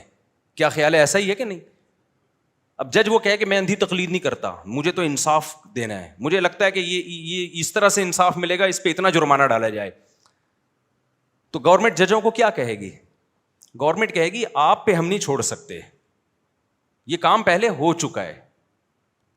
جب انگریز آیا برطانیہ میں تو ریٹن فارم میں لا دے کے گیا نا. کیا خیال ہے بھائی؟ تو بھئی یا تو اس کو فالو کرو یا اسلامی لا کو فالو کرو. اسلامی لا بھی ریٹن فارم میں پہلے سے موجود ہے, ہم کوئی اب تھوڑی پیدا ہوئے ہیں. پہلے ہماری بنو امیہ کی حکومت تھی, پھر بنو عباس کی حکومت تھی, اندلس میں خلافت تھی, پھر ہماری حکومت تھی خلافت عثمانیہ, اور پھر ہندوستان میں ہم نے 1000 سال حکومت کی ہے. تو کیا گھاس کھا رہے تھے ہم لوگ وہاں بیٹھ کے؟ کیا ہو گیا میرے بھائی؟ کیا کوئی ریٹن میں لا تھا ہی نہیں ہمارے پاس؟ تو نئے نئے جو اسکالرز آ رہے ہیں وہ اکثر سنا ہوگا یہ فقہا نے غلط لکھا ہے, یہ فقہا نے غلط لکھا ہے. اصل میں وہ پتہ ہے کیا کہہ رہے ہوتے ہیں, یہ جو اسلامی لا ریٹن فارم میں آ رہا ہے نا صدیوں سے, یہ غلط ہے, یہ قرآن و سنت کے خلاف ہے. تو وہ قرآن و سنت کے خلاف نہیں ہوتا, ان کو اپنی ایک نئی رائے مارکیٹ میں لانی ہوتی ہے. میں ایک مثال دے کے آگے چلتا ہوں. دیکھو قرآن مجید میں اللہ تعالیٰ نے 3 آیتیں ایک ہی مقام پہ فرمائی, وَمَن لَّمْ يَحْكُم بِمَا أَنزَلَ اللَّهُ فَأُولَٰئِكَ هُمُ الْكَافِرُونَ. جو اللہ کے حکم کے مطابق فیصلہ نہیں کرتا یہی لوگ کافر ہیں. دوسری آیت اسی رکوع میں, وَمَن لَّمْ يَحْكُم بِمَا أَنزَلَ اللَّهُ فَأُولَٰئِكَ هُمُ الْفَاسِقُونَ. جو لوگ اللہ کے حکم کے مطابق فیصلہ نہیں کرتے یہی لوگ فاسق ہیں. تیسری آیت اسی رکوع میں, وَمَن لَّمْ يَحْكُم بِمَا أَنزَلَ اللَّهُ فَأُولَٰئِكَ هُمُ الظَّالِمُونَ. جو اللہ کے حکم کے مطابق فیصلہ نہیں کرتا یہی لوگ کیا ہیں؟ ظالم ہیں. اللہ نے ظالم بھی کہا, فاسق بھی کہا, کافر بھی کہا. اب میں ایک اسکالر کو سن رہا تھا, انہوں نے کہا کہ ہماری عدالتیں اللہ کے حکم کے مطابق فیصلہ نہیں کرتی ہیں, تو انگریزوں کے لا کو چلتی ہیں, لہذا یہ سب کیا ہیں؟ کافر ہیں نا. قرآن فتویٰ دے رہا ہے فَأُولَٰئِكَ هُمُ الْكَافِرُونَ. تھوڑے بہت مسلمان جنت میں جا رہے تھے, وہ بھی کہاں چلے گئے؟ اچھا, پھر جو کافر کو کافر نہ مانے وہ بھی کیا ہوتا ہے؟ کافر ہوتا ہے نا. دیکھو امام حنیفہ کا قول ہے, مشہور قول ہے کہ کوئی شخص نبوت کا دعویٰ کرے نبی کے بعد, کوئی اس کے پاس تحقیق کے لیے جائے نا کہ یہ نبی ہے یا نہیں, تو تحقیق کے لیے جانے والا بھی کافر ہے. وجہ اس کی ہے کہ ختم نبوت میں شک کیوں ہو رہا ہے اس کو؟ ختم نبوت کا عقیدہ تو تواتر سے ثابت ہے نا. اسی وجہ سے علماء کا فتویٰ ہے کہ جو قادیانی کو کافر نہیں سمجھتے وہ بھی کیا ہیں؟ ہاں, کوئی اس بیس پہ نہ سمجھ رہا ہو کہ اس کو قادیانی کے عقائد نہیں پتا, لیکن جب عقیدہ پتہ ہے کہ وہ مرزا غلام احمد ملعون کو پیغمبر سمجھتے ہیں, نبی کا جانشین اور وارث سمجھتے ہیں, اس کے بعد بھی ان کو کوئی کافر نہیں کہتا, اس کا مطلب وہ ان کے نظریات سے متفق ہو گیا نا. اب یہ آیت آج کل کے اسکالرز بہت پڑھ رہے ہیں, مارکیٹ میں آ رہی ہے نا ہر چیز, کہ جو یہ ججز ہیں ہمارے, جو ہمارے حکمران ہیں, یہ قرآن و سنت پہ فیصلہ نہیں کرتے, اور واقعی نہیں کرتے, اس میں کہ 2 رائے ہو نہیں سکتی ہیں, لہذا یہ سب کیا ہیں؟ کافر ہیں. اور جو مولوی ان کے خلاف آواز نہیں اٹھاتے وہ بھی کیا ہیں؟ جو ان کو مسلمان سمجھتے ہیں وہ بھی کیا ہیں؟ لوگ کہہ رہے ہیں, میں نہیں کہہ رہا بھائی, وہ بھی کیا ہیں؟ کافر ہیں. اب علماء اس کا کیا جواب دیتے ہیں؟ بھائی یہ آیت آج نازل نہیں ہوئی ہے, یہ جب نبی کے دور میں نازل ہوئی تھی اس وقت کیا تشریح کی گئی تھی اس کی؟ صحابہ, تابعین, ائمہ اربع اور جو اسلامی لا مرتب ہوا ہے اس میں اس کی کیا تشریح تھی؟ اس میں اس کی تشریح یہ تھی کہ جو شخص اللہ رسول کے خلاف قانون کو برحق سمجھتا ہے, تحکیم کا معنی عقیدہ اس کا یہ ہو, وہ یہ سمجھتا ہے کہ خدا کا قانون غلط ہے اور انگریز کا قانون صحیح ہے, وہ کافر ہے. جو عقیدے میں نہ سمجھتا ہو, عملی طور پر فیصلہ کرتا ہو خدا کے قانون کے خلاف, تو یہ عملی خرابی ہے, یہ عقیدے کی خرابی نہیں ہے, وہ گنہگار ہوگا, کافر نہیں ہوگا. اب جج جو عدالتوں میں قرآن و سنت کے خلاف فیصلہ کرتے ہیں, اگر جج کا یہ عقیدہ ہے اور جج کو پتہ بھی ہے کہ قرآن و سنت کے خلاف فیصلہ کرنا یہ غلط چیز ہے, لیکن میں اس لیے کر رہا ہوں کہ میں حکومت کے قانون کا پابند ہوں, تو وہ کافر نہیں ہو سکتا وہ. کیونکہ قرآن میں, حدیثوں میں یہ مضمون بہت ہے کہ نبی صلی اللہ علیہ وسلم نے بڑے گنہگار کو بھی مجازن کافر کہا ہے.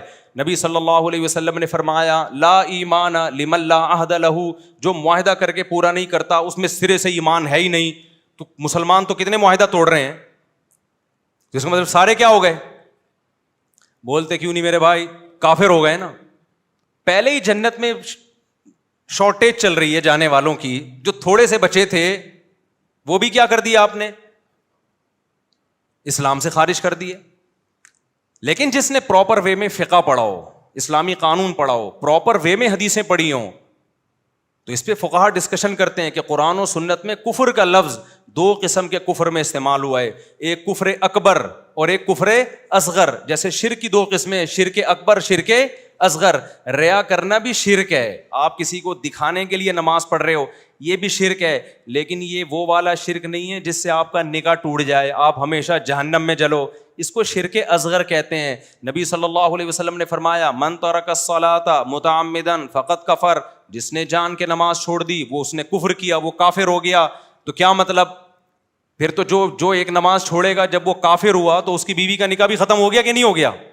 مسلمان اور غیر مسلم کا تو نکاح ہوتا ہی نہیں ہے. نبی نے فرمایا جو شخص پیٹ بھر کے کھائے پڑوسی بھوکا سوئے وہ مومن نہیں ہے, اور 3 دفعہ فرمایا نہیں ہے نہیں ہے نہیں ہے. جب مومن نہیں ہے تو پھر کیا رہ گیا پیچھے؟ بولنے پر گورنمنٹ نے پابندی لگائی ہے تو نہیں بولو میرے بھائی. جب مومن نہیں ہے, نبی نے 3 دفعہ کہہ دیا, جو خود پیٹ بھر کے کھاتا ہے پڑوسی بھوکا سوتا ہے وہ مومن نہیں ہے نہیں ہے نہیں ہے, تو کیا ہے پھر؟ وہ کافر ہے نا. تو اس کا مطلب سارے کیا ہو گئے؟ تو علماء نے اس کی ایکسپلین کیا ہے. حدیث میں آتا ہے کہ جو میرے بعد آپس میں کفر مت کرنا, لڑنا مت. کیا مطلب مسلمانوں کا آپس میں لڑنا کیا ہے؟ کفر ہے. حدیث سے پتہ چلتا ہے نا, کافر مت بن جانا کہ گردنیں مارنے لگو ایک دوسرے کی.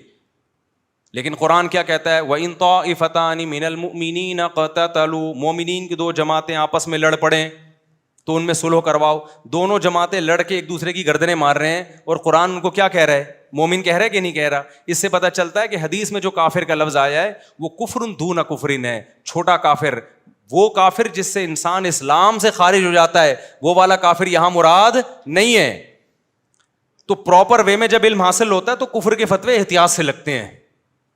ایک اسکالر تقریر کر رہے تھے کہ وَمَن لَّمْ يَحْكُم بِمَا أَنزَلَ اللَّهُ فَأُولَٰئِكَ هُمُ الْكَافِرُونَ, جو قرآن پہ فیصلہ نہ کرے وہ کافر ہے. اور کہہ رہے تھے کہ مولویوں سے فتویٰ مت لو, جب قرآن کہہ رہے کہ وہ کافر ہے تو مولویوں کے پاس کیوں جاتے ہو؟ سمجھ میں آ رہی ہے بات؟ تو جنہوں نے مجھ سے یہ کہا نا, یہ اسکالر کا کال پیش کیا, اور وہ بھی اس پہ ڈٹے ہوئے تھے کہ سارے کافر ہیں. میں نے کہا مجھے بتاؤ, قبائلی علاقوں میں جب آپ لوگ, وہ پٹھان تھے اور وزیرستان کے, میں نے کہا قبائلی علاقوں میں جب آپ لوگ کے جھگڑے ہوتے ہیں تو جو جرگہ سے فیصلہ کرواتے ہو کیا وہ ہمیشہ شریعت کے مطابق ہوتا ہے؟ کبھی شریعت کے مطابق بھی ہوتا ہے اور کبھی شریعت کے خلاف بھی ہوتا ہے. تو کیا وہ سردار کافر ہو گئے؟ سعودی عرب کی عدالتوں میں کیا ہر فیصلہ شریعت کے مطابق ہو رہا ہے؟ ہر فیصلہ کیا شریعت کے مطابق ہو رہا ہے؟ پوری دنیا میں کون سی عدالت ایسی بچی ہے جو کہے کہ 100% ہم شریعت کو فالو کر رہے ہیں؟ سوائے افغانستان میں شاید ہوگا, باقی تو کہیں بھی نہیں ہے. تو بچا کیا آپ کے پاس میرے بھائی؟ تو میں بتانا یہ چاہ رہا ہوں کہ جب تک پراپر وے میں علم حاصل نہ ہو, نہ آپ کو قرآن کی تفسیر کی اجازت ہے اور نہ آپ کو حدیث کو ایکسپلین کرنے کی اجازت ہے. آپ مار کھاؤ گے, گمراہ ہوگے, دوسروں کو بھی گمراہ کرو گے, ضلوا وضلوا کا مصداق بنو گے.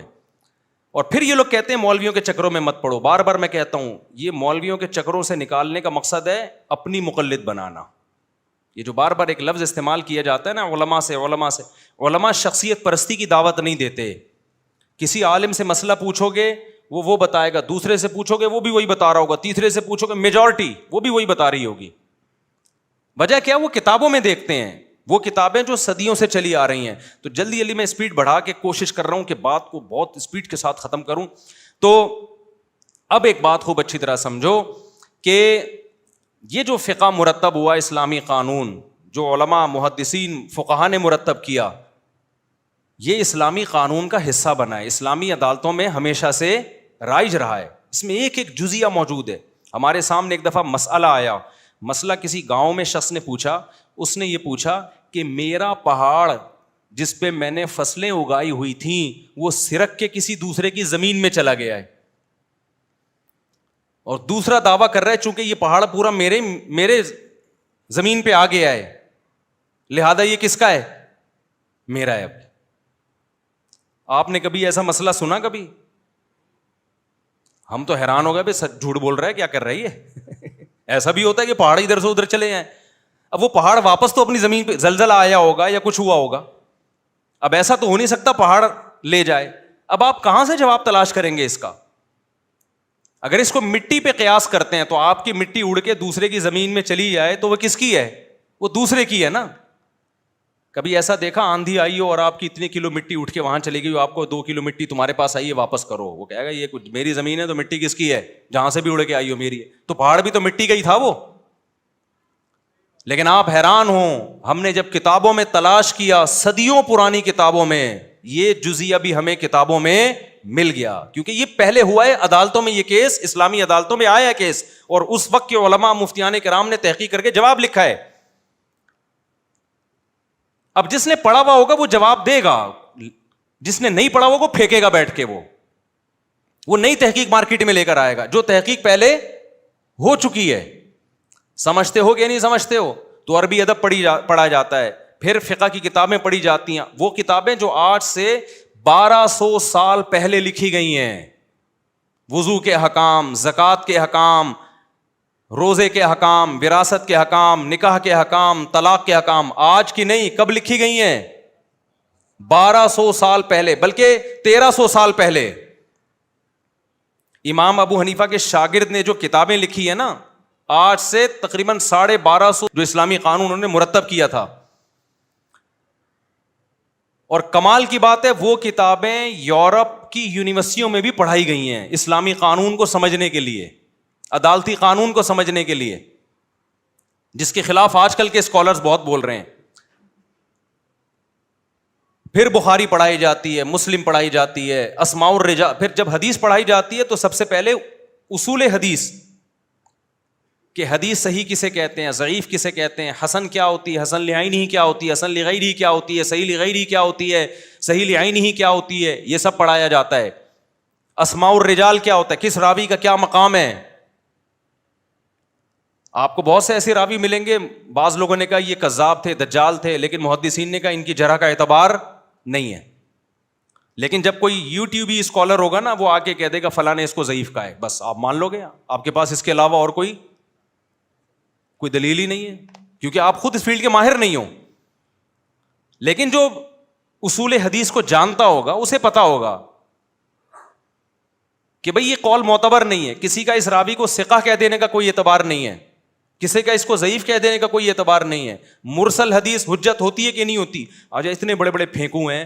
ایک حدیث ہے مرسل ہے, ایک صاحب نے کہا مرسل حدیث بالاتفاق ضعیف ہوتی ہے. مرسل کہتے ہیں کہ تابعی ڈائریکٹ نبی سے بیان کر دے, صحابی کا واسطہ حذف کر دے. کہ بالاتفاق لوگ کہہ رہے ہیں ضعیف حدیث ہے, کچھ بھی پتا نہیں ہے, نہ الف کا, نہ با کا, نہ تا کا, پھینکتے رہو بیٹھ کے یوٹیوب کی دنیا میں, پھینکتے رہو, اور لوگ بیٹھے ہوئے لپیٹنے کے لیے. سمجھتے ہو بات کو کہ نہیں سمجھتے؟ تو اس لیے پراپر جب تک علم کوئی حاصل نہ کرے آپ اس کے بغیر مسئلہ نہیں پوچھ سکتے. یہاں ایک اشکال کا جواب دے کے میں آگے چلتا ہوں. اچھا, جب حدیثیں پڑھتے ہیں پوری سندوں کے ساتھ پڑھتے ہیں, یہ جتنے اسکالرز آج کل آ رہے ہیں نا, ان کو بغیر اعراب کے عربی میں حدیث ترجمہ تو دور کی بات, پڑھ نہیں سکتے یہ اپنی زبان سے, سند نہیں پڑھ سکتے حدیث کی, تو اسماء الرجال کا کہاں پتہ چلے گا. پھر ایک اہم بات کر کے بس میں اب ٹاپک کی طرف آتا ہوں, ایک انتہائی اہم بات. مدارس میں یہ بھی پڑھایا جاتا ہے کہ قرآن و حدیث سے مسائل نکالنے کے اصول اور ضابطے کیا ہیں. یہ جو یوٹیوبی اسکالرز آ رہے ہیں نا, جو صرف یوٹیوب پہ ہی مفتی بنے ہوئے ہیں, ان کو یہ اصول اور ضابطے بھی نہیں پتا. کیا مطلب؟ کوئی حدیث اگر قرآن کے خلاف جا رہی ہے تو کیا کرنا ہے آپ نے؟ اس کو لینا ہے کہ ترک کرنا ہے؟ ہر صحیح حدیث اس لائق نہیں ہے کہ اس پہ آپ ایز اٹ از اس کو فالو کرنا شروع کر دیں. وہ اس سے زیادہ صحیح کی بعض دفعہ مخالف ہوتی ہے, متواتر کے مخالف ہوتی ہے. میں اکثر اس کی ایک مثال دیتا ہوں. رسول اللہ صلی اللہ علیہ وسلم کی صحیح حدیث ہے, آپ نے فرمایا کہ الوالدۃ والموؤودۃ کلاہما فی النار, جس عورت نے بچہ جنا اور بچی جن کے دفن کر دی زندہ, تو جننے والی بھی جہنم میں, اور جس بچی کو دفن کیا وہ بھی جہنم میں. یہ صحیح حدیث ہے. کیا آپ اس حدیث کو ایز اٹ از لے سکتے ہو؟ سوال نہیں پیدا ہوگا اس بچی کا کیا قصور ہے بھائی, آپ کیوں ایز اٹ از نہیں لیتے؟ بھائی قرآن کیا کہہ رہا ہے؟ وَإِذَا الْمَوْءُودَةُ سُئِلَتْ بِأَيِّ ذَنبٍ قُتِلَتْ, اللہ زندہ دفن کی ہوئی بچی کو اپنے سامنے لائے گا اور پوچھے گا بتا تجھے کس جرم میں قتل کیا گیا. تو اللہ تو اس بچی سے سوال کر رہا ہے کہ تجھے بغیر جرم کے جب قتل کیا ہے تو میں تیرے باپ کو نہیں چھوڑوں گا, تیری ماں کو نہیں چھوڑوں گا, اور اللہ بغیر جرم کے اس کو جہنم میں ڈال دے. تو یہ حدیث قرآن کے اگینسٹ جا رہی ہے کہ نہیں جا رہی ہے؟ اس لیے تمام علماء اس حدیث کی تعویل کرتے ہیں کہ اس کا یہ مطلب نہیں ہے, کیونکہ تو قرآن کے خلاف ہے. قرآن کہہ رہے ہیں ہم تو زندہ دفن کی بھی بچی سے پوچھیں گے کہ تجھے کس جرم میں مارا گیا, تو اللہ خود جو اس کی طرف سے انتقام لے رہا ہے وہ خود اس کو کیسے سزا دے گا. اور قرآن جگہ جگہ کیا کہتا ہے, لا یظلم ربک احدا, تیرا رب کسی پہ ظلم نہیں کرے گا. جزاء بما کانوا یعملون, جو عمل ہوگا اتنی سزا ملے گی. ایسا نہیں ہو سکتا کہ جرم کیا نہ ہو اور اس کی سزا مل جائے. لیکن صحیح حدیث ہے. اب اس حدیث میں تعویل ہے, دو قسم کی تعویلات ہیں. پہلی بات, نبی صلی اللہ علیہ وسلم نے ہر بچی کے بارے میں نہیں فرمایا, کسی خاص بچی کے بارے میں پوچھا گیا. تو چونکہ غیر مسلم بچے جو دنیا میں مر جاتے ہیں تو بہت سے علماء کی رائے اور بعض روایات بھی ہیں کہ ان کو قیامت کے دن بالغ کیا جائے گا اور ان کو آزمائش میں ڈالا جائے گا کہ ایمان قبول کرتے ہو یا کفر. جیسے ہمیں دنیا میں اللہ آزما رہا ہے نا بھائی, نابالغ بچہ نابالغیت میں مر جائے تو وہ جہنم میں نہیں جاتا, لیکن جب بالغ ہو کے اس کو سوچنے سمجھنے کا موقع ملا, اچھے برے کی تمیز پیدا ہو گئی, پھر اپنے اختیار سے جو برائی کو اختیار کرے گا تو وہ کہاں جائے گا؟ آپ کا کیا خیال ہے کہاں جانا چاہیے اس کو؟ جہنم میں جانا چاہیے نا اس کو. تو بعض احادیث سے پتہ چلتا ہے, بعض روایات سے پتہ چلتا ہے کہ جو نابالغ بچے دنیا سے چلے جاتے ہیں غیر مسلموں کے, تو قیامت کے دن ان کو بالغ کیا جائے گا, ان کو عقل دی جائے گی, ان کو آزمایا جائے گا. جو آزمائش میں پورا اترا اللہ اس کو جنت میں بھیجے گا, جو آزمائش میں ناکام ہو گیا اللہ اسے کہاں بھیجے گا؟ جہنم میں. تو اسپیسیفک کسی خاص بچی کے بارے میں پوچھا گیا تھا تو اللہ کے نبی کو وحی کے ذریعے علم ہو گیا کہ یہ بڑے ہو کر, کیونکہ دوسری حدیث میں حضرت خدیجہ رضی اللہ تعالی عنہ نے یہی سوال پوچھا تو آپ نے فرمایا کہ اے خدیجہ اگر تو اس کو دیکھ لیتی اس بچی کو تو تجھے اس سے نفرت ہو جاتی. تو نفرت کبھی بھی نابالغ سے نہیں ہوتی, نفرت بالغ جو برے عمل کر رہا ہو اسی سے ہوتی ہے. حضرت خدیجہ کو ترس آیا نا کہ اتنی معصوم بچی جہنم میں جائے گی, تو بچی نہیں جائے گی, وہ کب جائے گی؟ اب کوئی ریفرنس دے دے کہ حدیث میں آتا ہے کہ جو نابالغ بچی ہیں وہ بھی جہنم میں جائیں گی, کوئی ملحد یہ ریفرنس دے دے تو آپ مان لو گے کیا اس کو؟ کہو گے بھائی دوسرے دلائل بھی تو دیکھو نا کیا کہہ رہے ہیں, ایک حدیث کو کیوں پکڑ کے بیٹھ گئے ہو آپ؟ ایک ملحد نے ایک حدیث پیش کی حضرت ابو ذر غفاری رضی اللہ تعالی عنہ کی. اس نے کہا دیکھو اسلام میں چوری بھی جائز ہے, زنا بھی جائز ہے, اور جھوٹ بولنا بھی معاذ اللہ جائز ہے. اور حدیث بخاری مسلم کی حدیث ہے. حضرت ابو ذر رضی اللہ تعالی عنہ نبی کی خدمت میں آئے اور عرض کیا یا رسول اللہ کیا مومن ہر قیمت میں جنت میں جائے گا؟ آپ نے فرمایا ہاں جنت میں جائے گا. حضرت ابو ذر غفاری نے فرمایا, یہ بھی صحیح حدیث ہے بالکل, فرمایا وَإِن زَنَا وَإِن سَرَقَ, اگرچہ زنا کرے اگرچہ چوری کرے پھر بھی جنت میں جائے گا. آپ نے فرمایا وَإِن زَنَا وَإِن سَرَقَ, اگرچہ زنا کرے اگرچہ چوری کرے پھر بھی جنت میں جائے گا. پھر حضرت ابو ذر غفاری نے فرمایا وَإِن زَنَا وَإِن سَرَقَ, یا رسول اللہ اگر زنا کرے چوری کرے پھر بھی؟ نبی نے فرمایا وَإِن زَنَا وَإِن سَرَقَ, زنا کرے چوری کرے پھر بھی جنت میں جائے گا. پھر ابو ذر غفاری نے پوچھا وَإِن زَنَا وَإِن سَرَقَ, تیسری دفعہ تعجب, یا رسول اللہ زنا کرے چوری کرے پھر بھی؟ آپ نے فرمایا وَإِن زَنَا وَإِن سَرَقَ وَإِن رَغِمَ أَنْفُ أَبِي ذَرٍ, ابو ذر کی ناک خاک آلودہ ہو جائے, ابو ذر رسوا ہو جائے پھر بھی وہ جنت میں جائے گا. یعنی ابو ذر تمہارے سوال سے لگ رہا ہے کہ تمہیں اس میں کا جنت میں جانا اچھا نہیں لگ رہا, نہ لگے پھر بھی جائے گا جنت میں. اب کوئی اسکالر اٹھ کے یہ حدیث کا ریفرنس دینا شروع کر دے, دیکھو حدیث میں آتا ہے زنا اور چوری کے بعد بھی آپ کہاں جاؤ گے؟ جنت میں. اور میں بخاری مسلم کی حدیث بتا رہا ہوں, ان مولویوں کے چکر میں جو کہتے ہیں چور کو ہاتھ کاٹو اور یوں کرو اور زانی کے کوڑے مارو, ان مولویوں کے چکر میں اسلام تو بڑا براڈ مائنڈیڈ مذہب ہے. یہی ہو رہا ہے آج کل, کوئی ایک آیت لے کے پیش کر دیتا ہے, کوئی ایک حدیث پراپر وے میں, علم نہیں ہوتا, علم نہیں ہوتا. بات یہ ہے کہ یہ حدیث پیش کی جا رہی ہے ابو ذر کے سامنے, آپ نے پراپر وے میں دین کا علم حاصل کیا ہوگا تو سب سے پہلے آپ کو حضرت ابو ذر کی شخصیت کا پتہ ہوگا. حضرت ابو ذر رضی اللہ تعالی عنہ تقویٰ کے اتنے اعلیٰ معیار پہ چلے گئے تھے, اتنے اعلیٰ معیار پہ کہ حضرت عمر نے ابو ذر غفاری کو جلا وطن کر دیا تھا, مدینہ سے نکال دیا تھا کہ آپ کا تقویٰ یہاں افورڈ بولو نہیں ہو سکتا. بہت زیادہ تقوی کے اعلیٰ معیار پہ چلے گئے تھے. تو نبی نے ان کو ہلکا کرنے کے لیے, ہلکا کہ ابو ذر زنا اور چوری بری چیز ہے لیکن ایمان کو بھی تو ویلیو دو نا. ایک کافر اور مومن میں فرق کیسے ختم کر سکتے ہیں ہم؟ دیکھو آپ کے دو بیٹے ہیں, ایک بیٹا آپ کا فرما بردار ہے لیکن آپ کو ابا مانتا ہی نہیں ہے وہ. ایک بیٹا آپ کا بڑا نافرمان ہے لیکن آپ کو ابا مانتا ہے اور کہتا ہے میں غلط ہوں, ابا کی مانتا نہیں ہوں لیکن ابا میرے ابا ہیں. وہ بیٹا جو آپ کا فرما بردار ہے آپ کو اس سے بڑی محبت ہوگی, آپ کہو گے واہ یار کیا خاندانی بچہ اللہ نے دیا ہے, روزانہ کما کے لاتا بھی ہے, پانی بھی پلاتا ہے, جب کھانے کا بولو کھانا بھی لا کے دے دیتا ہے, اور یہ دوسرا کتنا نالائق ہے. ایک دن آپ نے اپنے فرما بردار بیٹے کو بلا کے کہا کہ بیٹا میں تمہارا باپ ہوں اور میرا دل چاہتا ہے میں زندگی میں ہی اپنی جائیداد تمہیں دے دوں, اتنے اچھے. اس نے کہا انکل آپ کو غلط فہمی ہوئی ہے, آپ میرے ابا بولو نا یار نہیں, آپ انکل ہیں, ایک اچھے انسان ہیں, you are not my father. آپ بولو گے بیٹا پھر تیرا فادر کون ہے؟ آپ کہا مجھے نہیں پتا کون ہے لیکن آپ نہیں ہیں. اب آپ جائیداد دو گے اس کو؟ آپ ملازمت کی تنخواہ دے دو گے؟ آپ اپنا والے وارث بولو نہیں بناؤ, والے وارث اسی نالائق کو بناؤ گے جو ابا کی اطاعت تو نہیں کرتا لیکن ابا کو ابا مانتا ہے اور کہتا ہے ابا مجھ سے غلطی ہو جاتی ہے, آپ نے بولا تھا گٹکا لے کے آؤ, میں اپنے گٹکا کھا کے آ گیا. آج کل ابا یہی چیزیں منگوا رہے ہوتے ہیں, میں اپنا گٹکا کھا کے آ گیا, آپ کے لیے لانا بھول گیا, میں معذرت چاہتا ہوں. ابا دو تھپڑ لگائے گا چھوڑ دے گا.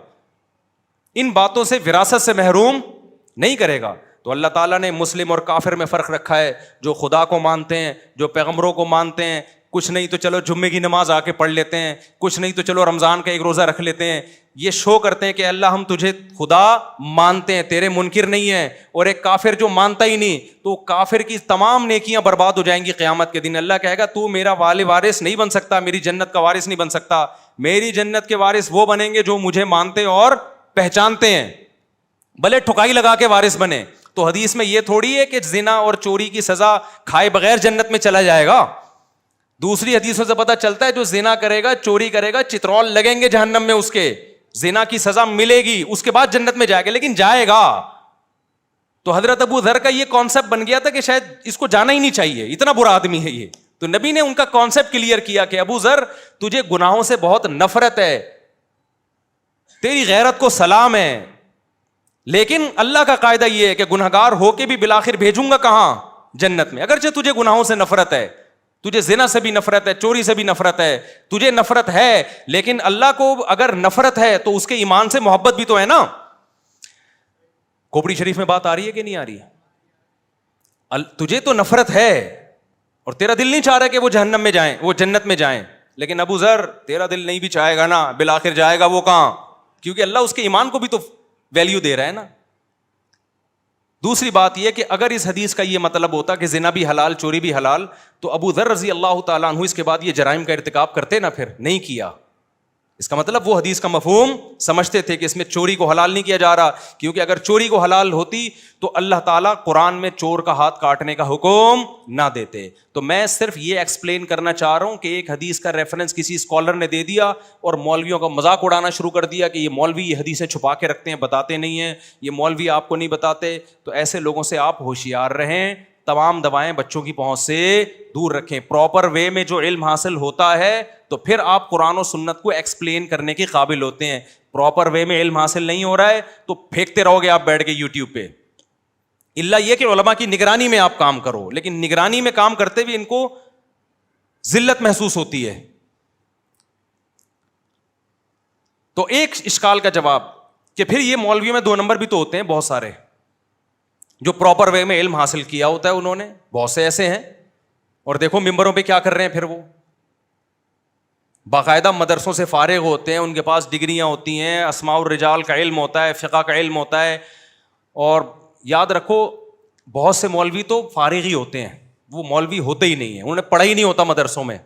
کیا سارے ڈاکٹر پڑھے لکھے ہوتے ہیں؟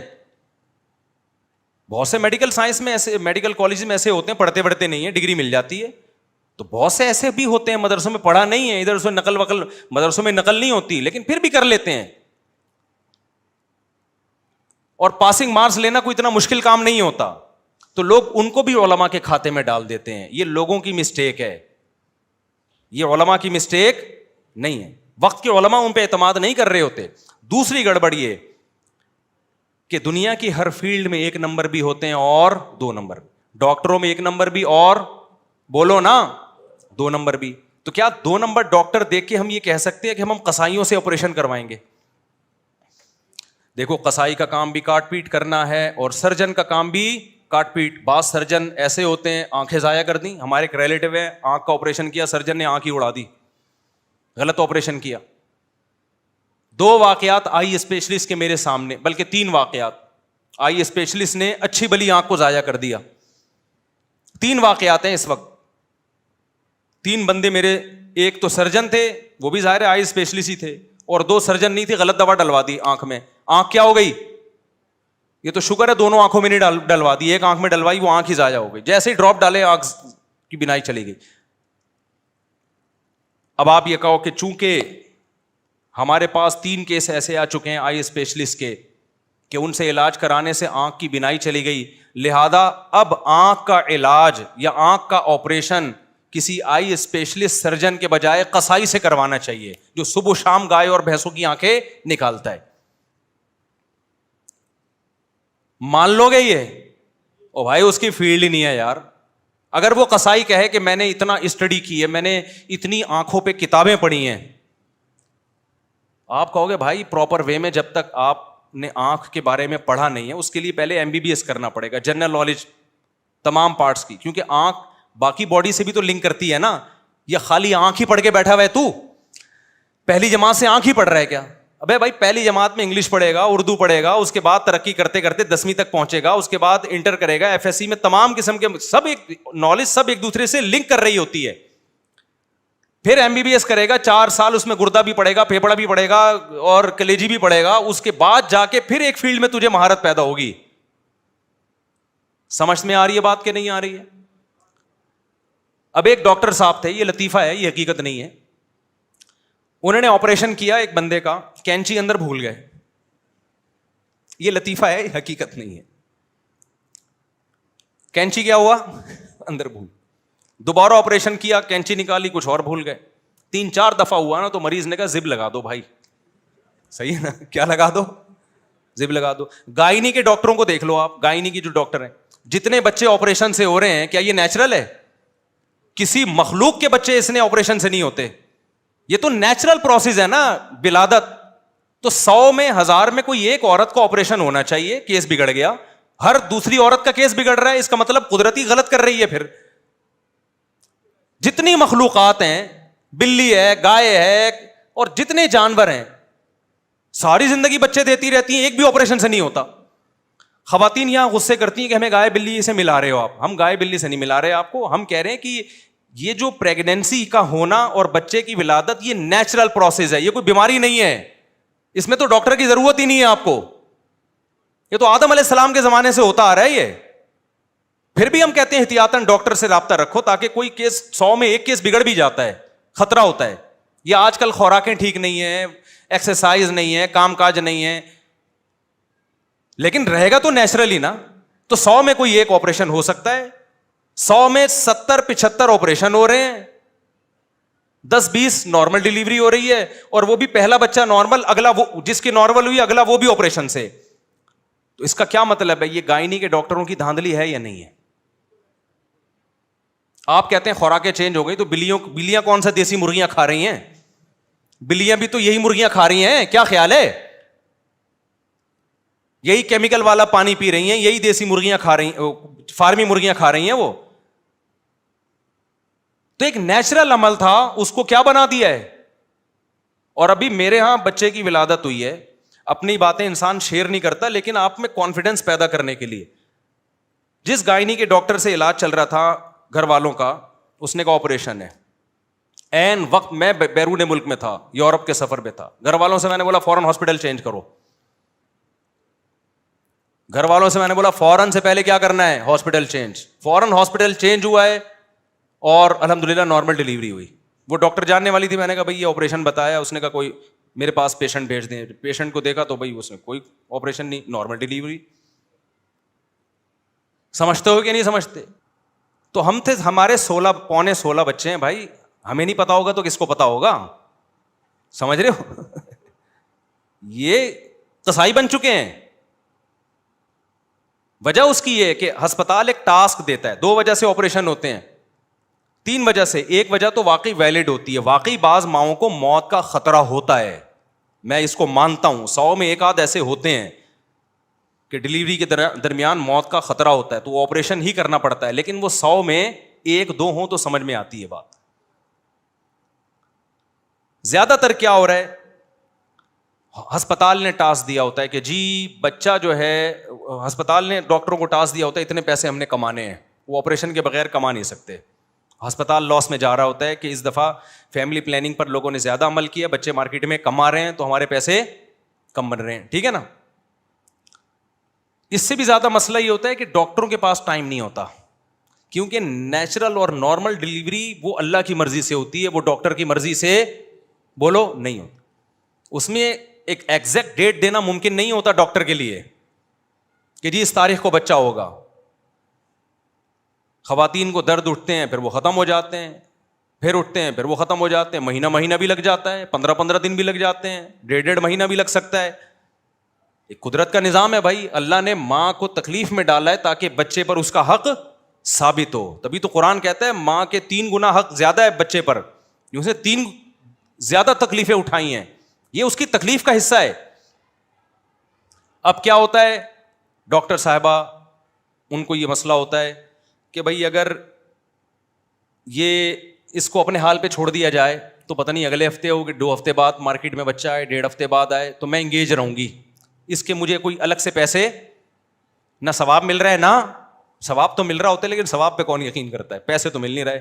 لاؤ بھائی چاپڑ لے کر آؤ, کینچی لے کر آؤ, چھری لے کر آؤ. ٹھیک ہے نا, نہیں آئی بات میرا خیال ہے. چاپڑ چھری, وہ چاپڑ چھری وہ ذرا تمیز والا چاپڑ ہوتا وہ چاپڑ ہی ہے.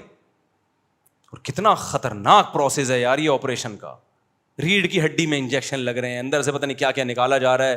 اس کے بعد جو خواتین کی فزیکل فٹنس کی ایسی کی تیسی ہوتی ہے, میاؤں کو آج کل ویسے ہی بیویاں اچھی نہیں لگ رہی ہیں, وہ ایک بچہ پیدا ہونے کے بعد اور زیادہ بری لگنے لگتی ہیں. وہ پھر اس کو اپنی فزیکل فٹنس پہ لانے کے لیے اتنی ڈائٹنگ, اتنی جاگنگ, اتنی ایکسرسائز, وہ کون کرتا ہے آج کل؟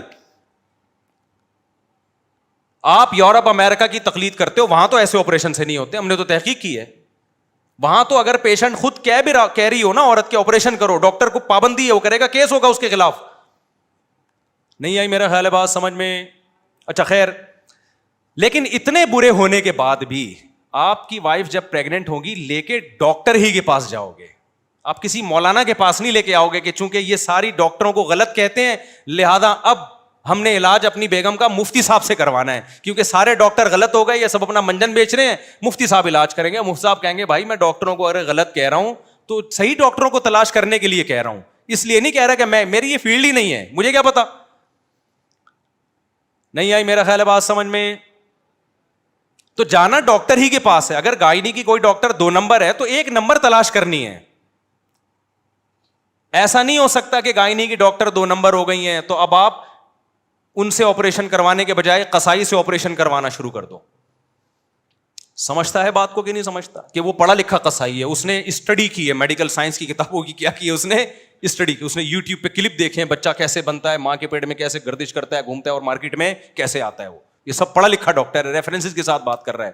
اور بھائی پراپر وے میں جب تک علم حاصل نہیں ہوگا اس کو نہ الٹرا ساؤنڈ کی اجازت ہے, نہ ایکس رے کی اجازت ہے, اور نہ آپریشن کی اجازت ہے, نہ کوئی میڈیسن ریکمینڈ کرنے کی اجازت. میں جب یہ صحت کی باتیں کرتا ہوں لوگوں کی کال آتی ہے, مفتی صاحب مجھے یہ کمزوری محسوس ہو رہی ہے, آپ کوئی میڈیسن بتائیں. میں کہتا ہوں بھائی میں صحت کے جنرل اصول بیان کر دیتا ہوں, وہ بھی ڈاکٹروں سے سنے ہوئے ہیں.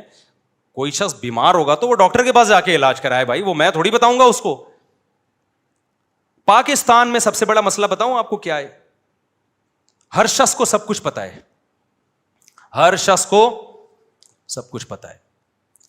اتنی آزادی اس ملک میں ہے نا کہ سب, اور یہ بات خوب یاد رکھو, جس کو سب کچھ پتا ہے نا اس کا مطلب اس کو کچھ بھی نہیں پتا. ہر آدمی اپنی فیلڈ کا ایکسپرٹ ہوتا ہے. اگر اس کو سب پتا ہے اس کا مطلب اپنی فیلڈ میں تو کچھ بھی نہیں پتا اس کو, کیونکہ اس نے پھر علم حاصل کیا, اپنی فیلڈ کا علم کب حاصل کیا ہے؟ ساری زندگی تو یہ کرتا رہا ہے بیٹھ کے. تو میں سمجھا پا رہا ہوں اپنی بات؟ تو اس لیے دین کا علم مسائل پراپر علماء سے پوچھنے پڑیں گے. اور یہ جب اشکال ہو کہ مولویوں میں اتنے 2 نمبر ہیں, وہ پکڑا گیا, وہ چوری کرتے ہوئے پکڑا گیا, وہ کرپشن میں پکڑا گیا, وہ غلط مسائل بتاتا ہوا پکڑا گیا, تو بھائی پکڑے تو ڈاکٹر بھی جا رہے ہیں, پکڑے تو سیاستدان بھی جا رہے ہیں, فوج میں بھی بہت سے لوگ پکڑے جاتے ہیں. اب آپ نے کہا کہ چونکہ فوج میں فلاں فلاں کرپٹ ہے لہٰذا فوج ہی اڑا دو پوری. اب بارڈر کی حفاظت جو ہے وہ چوکیدار کریں گے, جو ہمارا گھر کا گلی کے گارڈ ہیں وہ بارڈر کی کیا کریں گے؟ ابے بھائی جیسا مرضی ہے بارڈر, اسی وہ ٹریننگ یافتہ لوگ ہیں, اور جیسے بھی ہیں کرپٹ ہوں, نیک ہوں, 1 نمبر ہوں, 2 نمبر ہوں, جو جس کا کام اسی کو ساجھے. بچپن میں یہ سنتے تھے بھائی جس کا کام اسی کو ساجھے. وہ اصل میں یہ اس کے پیچھے ایک مثال ہے. ایک بندر نے بڑھئی کو دیکھا, بندر نے, یہ کہتے ہیں نا جس کی جو فیلڈ نہیں ہے جب وہ اس میں گھستا ہے تو یہ ہوتا ہے. ایک بندر نے بڑھئی کو دیکھا, کارپینٹر کو, کہ وہ لکڑی چیر رہا ہے نا, کلہاڑے سے درخت کی لکڑی کے 2 حصے کرتا ہے اور پھر بیچ میں پتھر گھساتا ہے, پھر یوں ایسے ہوتا ہے نا, چرتے چرتے پوری چر جاتی ہے. بندروں کی عادت ہوتی ہے کام آتا نہیں ہے لیکن نقل اتارنی ہے. بندر نے کیا کیا, بندر نے کلہاڑا لے کے نا, جب بڑھئی اپنے کسی کام سے گیا تو بندر کو عادت ہوتی ہے, او بھائی تو کارپینٹر نہیں ہے, تو چھوڑ دے تیرا یہ کام, بولو نہیں. وہ سرینا مارکیٹ ہے نا موبائل کی, یہاں میں کھڑا ہوا تھا تو ایک آدمی ملازمت پہ کسی نے رکھا ہوا, اور ایک شخص کو رکھا ہوا وہ موبائل کی ریپیئرنگ کے لیے, ایک کو رکھا ہوا موبائل بیچنے کے لیے, اور ایک سافٹ ویئر انجینئر ہوگا موبائل کا, اس کو موبائل کی ریپیئرنگ کے لیے رکھا ہوا. اب کیا ہوا ہے کہ ایک کسٹمر آیا, تو کسٹمر نے کیا کیا کہ اپنا موبائل دیا کہ میرا موبائل خراب ہے, کائنڈلی آپ اس کو ٹھیک کر دیں. تو جو انجینئر تھا وہ ٹھیک کرنے لگا, تو جس کو رکھا ہوا تھا نا جھاڑ پھونک کے لیے, اور کوئی کسٹمر آئے تو ڈبہ اٹھا کے دکھاؤ, وہ اس کے کام میں گھس رہا ہے, وہ اس کے کام میں گھس رہا ہے کہ یوں نہیں یوں کر لے, اور دیکھ بھی رہا ہے کہ کیا کر رہا ہے. تو میں نے دیکھا وہ جو دکان کا اونر تھا نا, اس کو آیا غصہ, بولا تیرا جو کام ہے تو وہ کرنا. اس کو برا بھلا کہنا شروع کر دیا کہ ابے تو اپنے کام کو فوکس کرنا, کسٹمر کھڑے ہوئے ہیں موبائل مانگ رہے ہیں, تو ادھر گھس رہا ہے, یا تو بھی پڑھ لے پھر ہم تجھے بھی یہاں بٹھا دیں گے. تو مجھے اس کا اسٹائل پہ بڑی ہنسی آ رہی تھی نا, جو دکان کے مالک کو غصہ آ رہا تھا, اس کو غصہ اس لیے آ رہا تھا, اس کو پتا تھا اس سے میرے بزنس کی ایسی کی تیسی ہو جائے گی. جس کا جو کام ہے اگر آپ وہ دوسرا کرنے لگے نا تو سارا نظام تباہ ہوتا ہے, دکانیں تباہ ہو جاتی ہیں.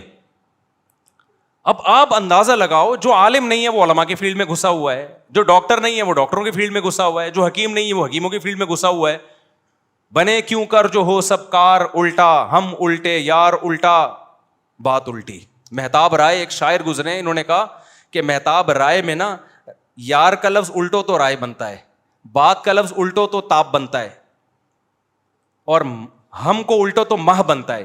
یعنی ہم بھی میرے نام میں الٹ گیا, بات بھی الٹ گئی, اور یار بھی الٹ گیا, تو سب کچھ الٹ گیا, تو مہتاب رائے بن گیا. تو اس نے کہا ہمارا کام بنے گا کیسے, ہمارے یہاں سب چیزیں کیا ہیں, الٹی ہوئی. کل ایک صاحب میرے پاس آئے اور مجھے کہنے لگے مفتی صاحب جو کام کروں الٹا ہو جاتا ہے. میں نے کہا کام ہی الٹا کیا کرو تاکہ سیدھا ہو جایا کرے. وہ ایک دم وہ ہنس کے چلا گیا نا. مجھے کہنے لگا مفتی صاحب جو کام کرتا ہوں کام کیا ہوتا ہے, الٹا.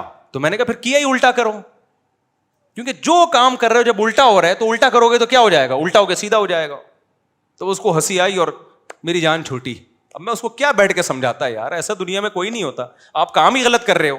اچھا خیر, تو کیا کہہ رہا تھا میں, جلدی سے بات, جلدی سے, اب ٹائم 2 منٹ رہ گئے. ہاں بندر والی مثال دے رہا تھا. تو بندر نے کیا کیا, وہ دیکھا نا کہ وہ ہمارے حضرت یہ لطیفہ سنایا کرتے تھے کہ جس کی جو فیلڈ ہے نا اس کو اسی میں رہنے دو. تو حضرت یہ لطیفہ سناتے تھے.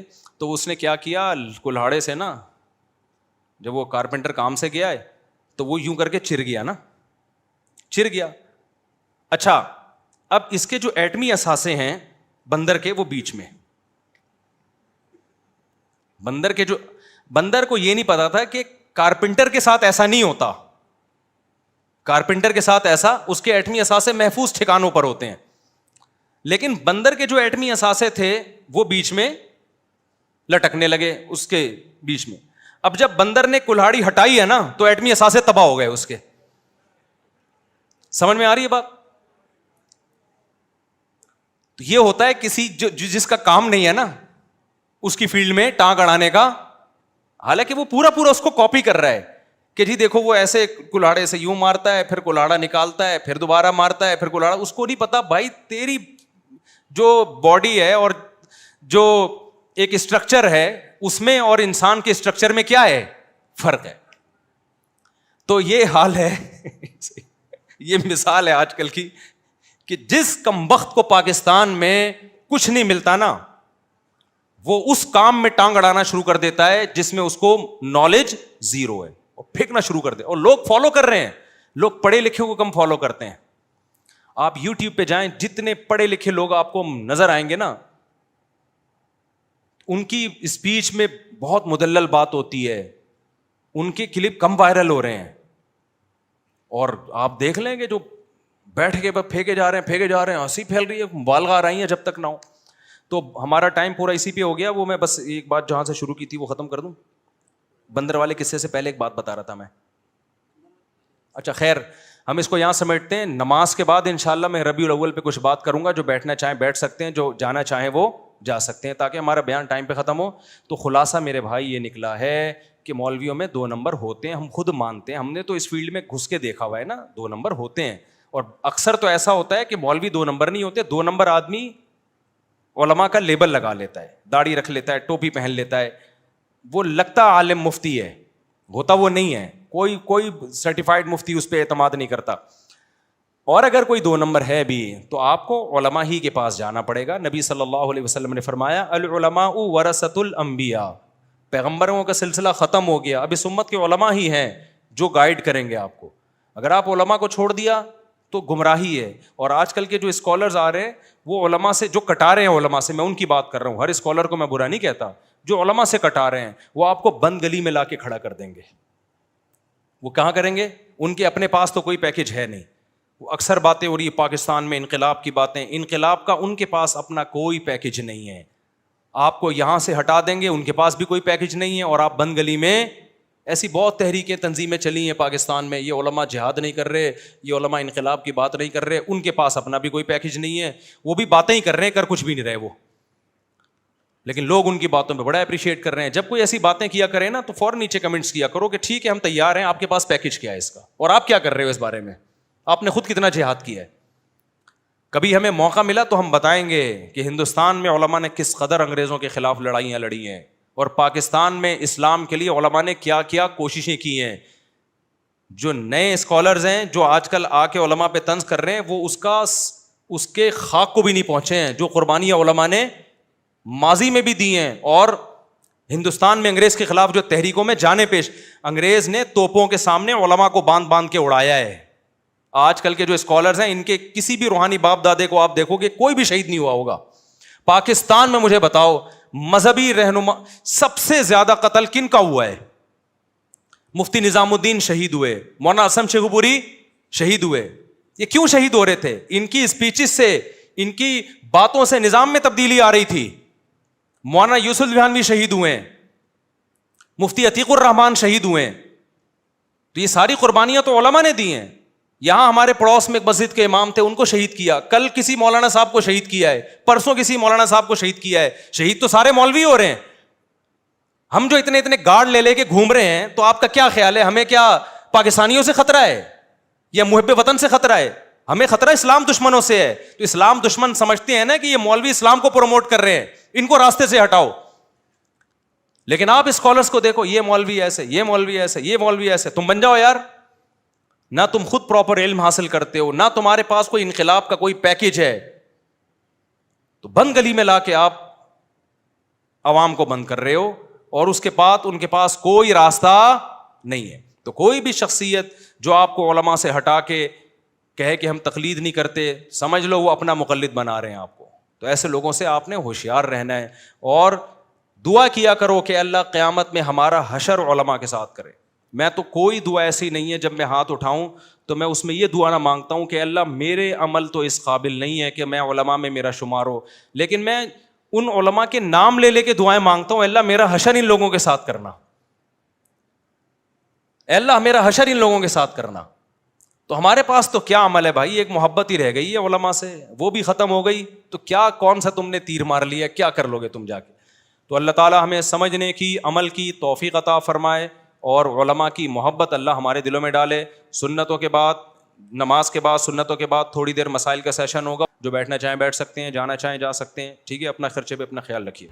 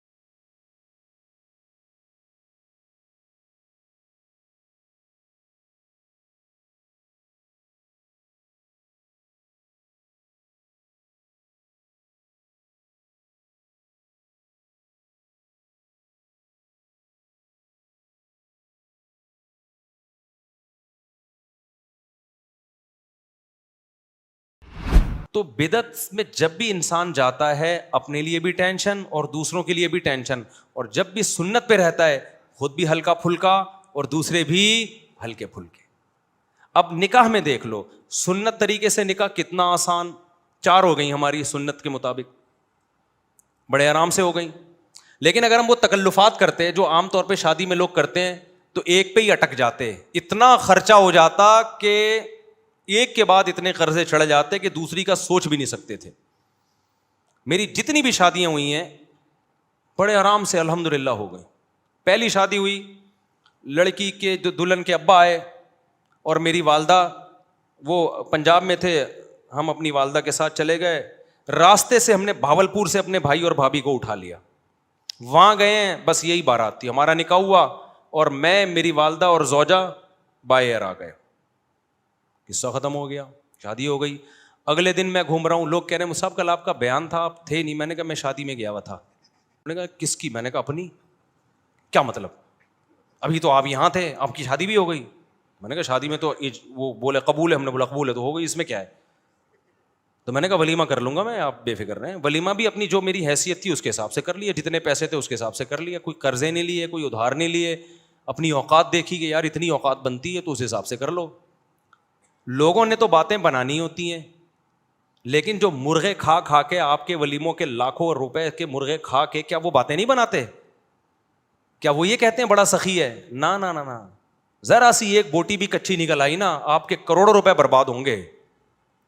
اور بھول جاتے ہیں 1.5 ہفتے 2 ہفتے بعد کہ کس نے مہنگا ولیمہ کھلایا تھا اور کس نے سستا. میں نے ایک چکن بریانی بنوائی تھی بس, میری گنجائش اتنی تھی. میں نے کہا اتنے آدمی یہ بریانی, اور منع کر دیا کوئی لفافہ نہیں لے کے آئے گا, کیونکہ لفافوں کا ٹرینڈ چل رہا ہے. لفافوں میں وہ لایا تو پھر آپ بھی لے کر جاؤ. ابے بھائی لو ہی نہیں, نہ لے کے جاؤ نہ لو. منع کر دیا کوئی لفافہ شفافہ نہیں ہوگا, تمیز سے کھاؤ, پتلی گلی سے نکلو. ایک نے کہا بوٹیاں گلی نہیں تھیں, ایک صاحب نے کہا صحیح طرح گلی نہیں تھی. تو میں نے کہا ہمارے بس میں جتنا گلا سکتے تھے ہم گلا دیے بھائی, اس سے زیادہ ہم سے نہیں ہوتا تھا. کھانا ہے کھا, نہیں تو پتلی گلی سے نکل. تو پھر دوسری بھی ایسے ہی ہو گئی ہماری, وہاں بھی ایسے ہی ہوا. میں دوسری میں تو کوئی تھا ہی نہیں نا, وہ تو پکڑے جاتے تو پٹتے. دوسری میں تو اتنے افراد بھی نہیں تھے. دوسری جب ہوئی ہے تو میرے بھائی, میرا چھوٹا بھائی میرا ساتھ دے رہا تھا, 2-4 دوست میرا ساتھ دے رہے تھے. جب نکاح کا ٹائم تھا یہ بھی بھاگ گئے, ہاتھ پاؤں ان کے کانپنے لگے. انہوں نے بولا پکڑے تو پٹیں گے ہم, شادی تم کر رہے ہو, پٹیں گے کون؟ خاندان میں جب پتہ چلے گا کون کون تھا تو یہ تھا اور وہ تھا تو ہم بھی پٹیں گے. اب میں وحدہ لا شریک لہ ہو گیا, اس سینس میں نہیں فتویٰ لگا دو میرے اوپر, یعنی اکیلا ہو گیا میں نے 2-4 دوست ادھار لیے کہ ابے کہا جاؤ یار, وہ لڑکی کے ابا کیا بولیں گے, کوئی کسی کو تو لے کے آنا. تو ہم گئے مسجد میں, ہمارا نکاح ہوا. اب رات کو رخصتی تھی, میں نے گھر سے شارٹ ہونا تھا, اماں کو کیا بتاتا کہاں جا رہا ہوں. اتفاق سے جمعرات تھی, مدنی مسجد بہترین کام آتی ہے ایسے موقع پہ, ٹھیک ہے نا. میرا بچہ ماشاء اللہ, بیٹھ جاؤ بیٹا, بیٹھ جاؤ میرا بچہ. تو جمعرات کو بہترین آپشن تھا میرے پاس کہ جمعرات ہے بھائی. تو رخصتی میں بھی ہماری جو زوجہ, ان کے والدین تھے, ہم تھے, اور شاید ایک آدھ محلے پڑوس کی جن کو پتہ تھا, بس وہی تھے.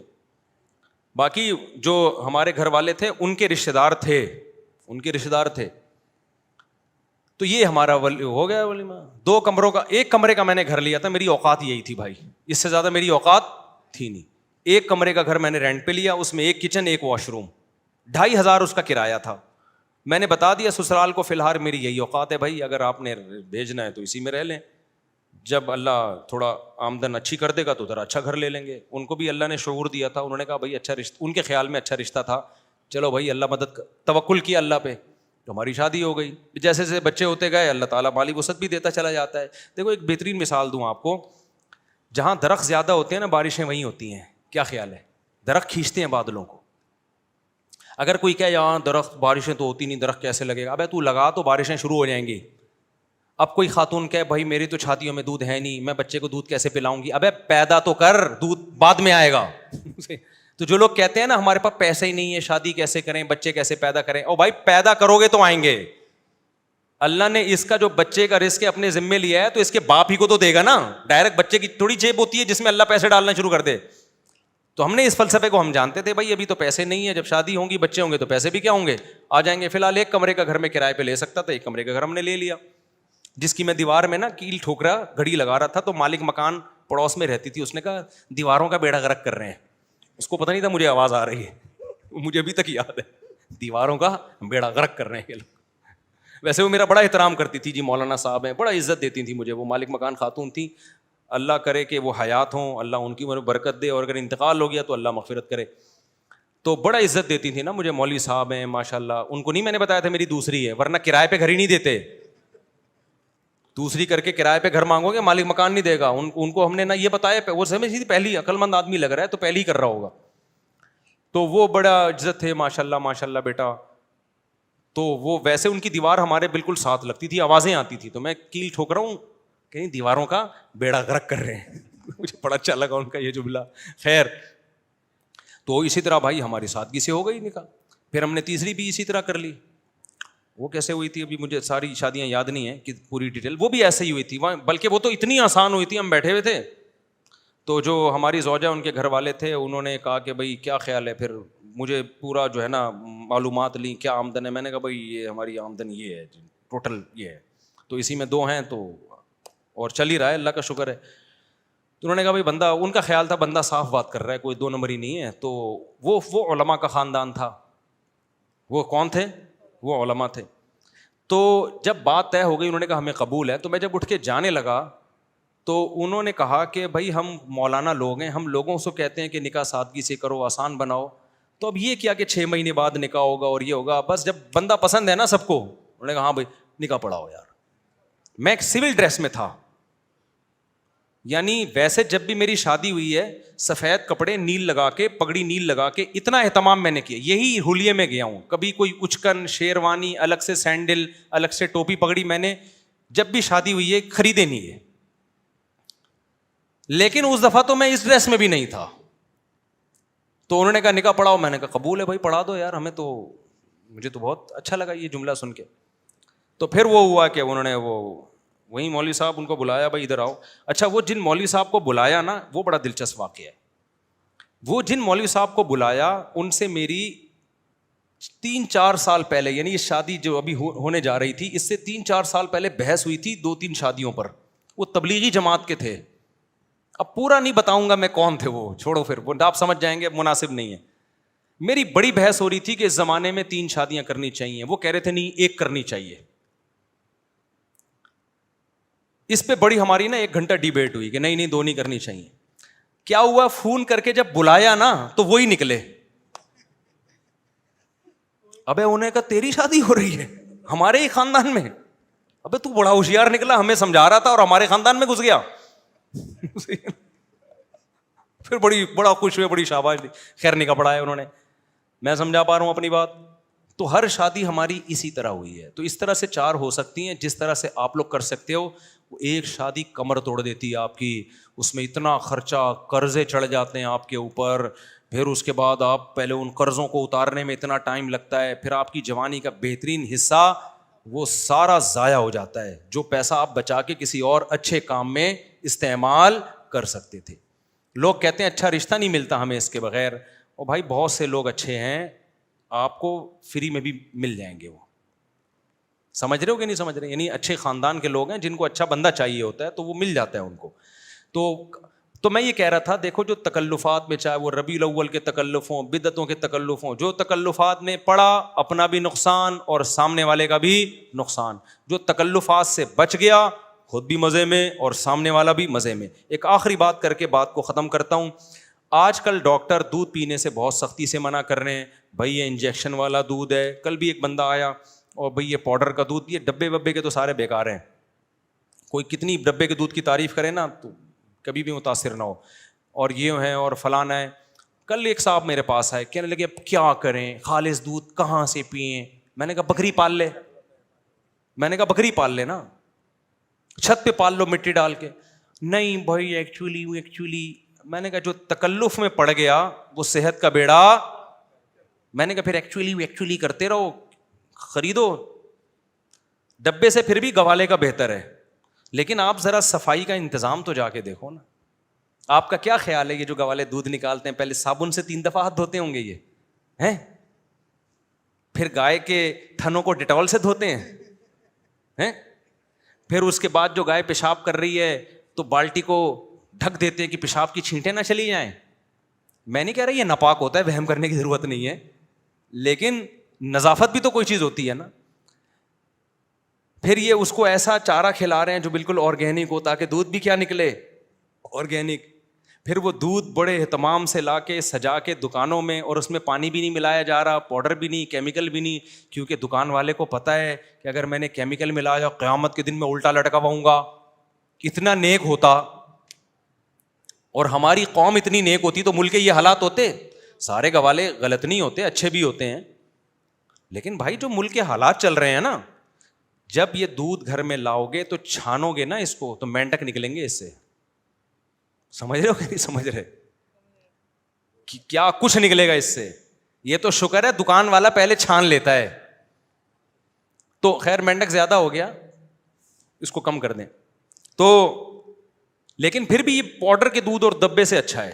تو آپ اپنی صحت پہ کمپرومائز کیوں کر رہے ہو؟ تکلف کو دور کر دو, بکری پالو, نکال لو بکری کا دودھ, 2-4 دن ٹینشن ہوگی, تواضع بھی پیدا ہوگی. کیوں تکلف میں اپنی زندگیاں برباد کر رہے ہو میرے بھائی؟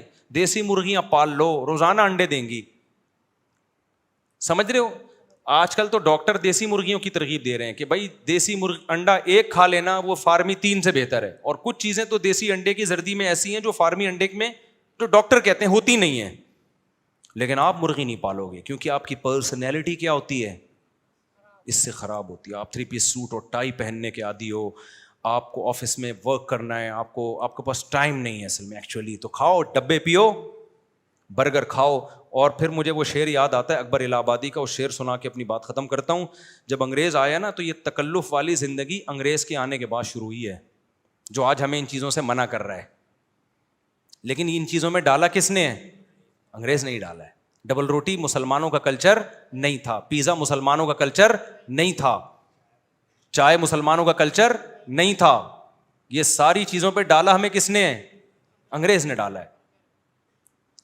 اب وہی کہہ رہا ہے کہ یہ صحت کے لیے نقصان دیں, صحت کے لیے نقصان دیں. تو اکبر الہ آبادی کا بیٹا ہو گیا تھا, وہ بھی مسلمانوں کے تہذیب سے ہٹ کے نا انگریزوں کے گن گاتا تھا. تو انہوں نے ایک شعر کہا اپنے بیٹے کو, اپنی وہ کیا ہے, چھوڑ لٹریچر, اپنی ہسٹری کو بھول جا, شیخ و مسجد سے تعلق قطع کر اسکول جا. یعنی مسجد میں مولانا صاحب کیا کہہ رہے ہیں چھوڑ دے, اپنا اسلامی لٹریچر پڑھنا چھوڑ دے, اسکول جایا کر بس. چھوڑ لٹریچر, اپنی ہسٹری کو بھول جا, شیخ و مسجد سے تعلق قطع کر اسکول جا.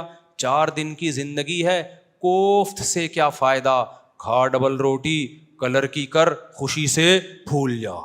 مسلمان کلر کی نہیں کرتے تھے, جاب نہیں کرتے تھے, مسلمان سارے تاجر ہوتے تھے. آج بھی آپ دیکھیں جو قوم اسکولوں میں نہیں گئی وہ بڑے بڑے کروڑ پتی ہیں, تاجر ہیں وہ. میں اسکول میں جانے کے مخالف نہیں ہوں کیونکہ صرف پیسہ ہی سب کچھ نہیں ہوتا, نالج بھی چاہیے ہوتی ہے انسان کو. لیکن آپ کوئٹہ میں دیکھ لیں, پشاور میں دیکھ لیں, افغانستان میں دیکھ لیں, ارب پتی تاجر ملیں گے آپ کو. جاپان میں تجارت, ترکی میں تجارت, میں دنیا میں جہاں جاتا ہوں کوئٹہ کے تاجر ملتے ہیں, افغانستان کے جو اسکول میں ایک دن نہیں پڑھے ہوتے. ایک ترکی میں مجھے تاجر ملا جو سواس سے قیمتی پتھر لے کر آیا ہوا تھا, صحیح ہے نا, حالانکہ پڑھنا نہیں آتا اس کو, ایسے ایسی کروڑوں میں کھیل رہے ہیں وہ.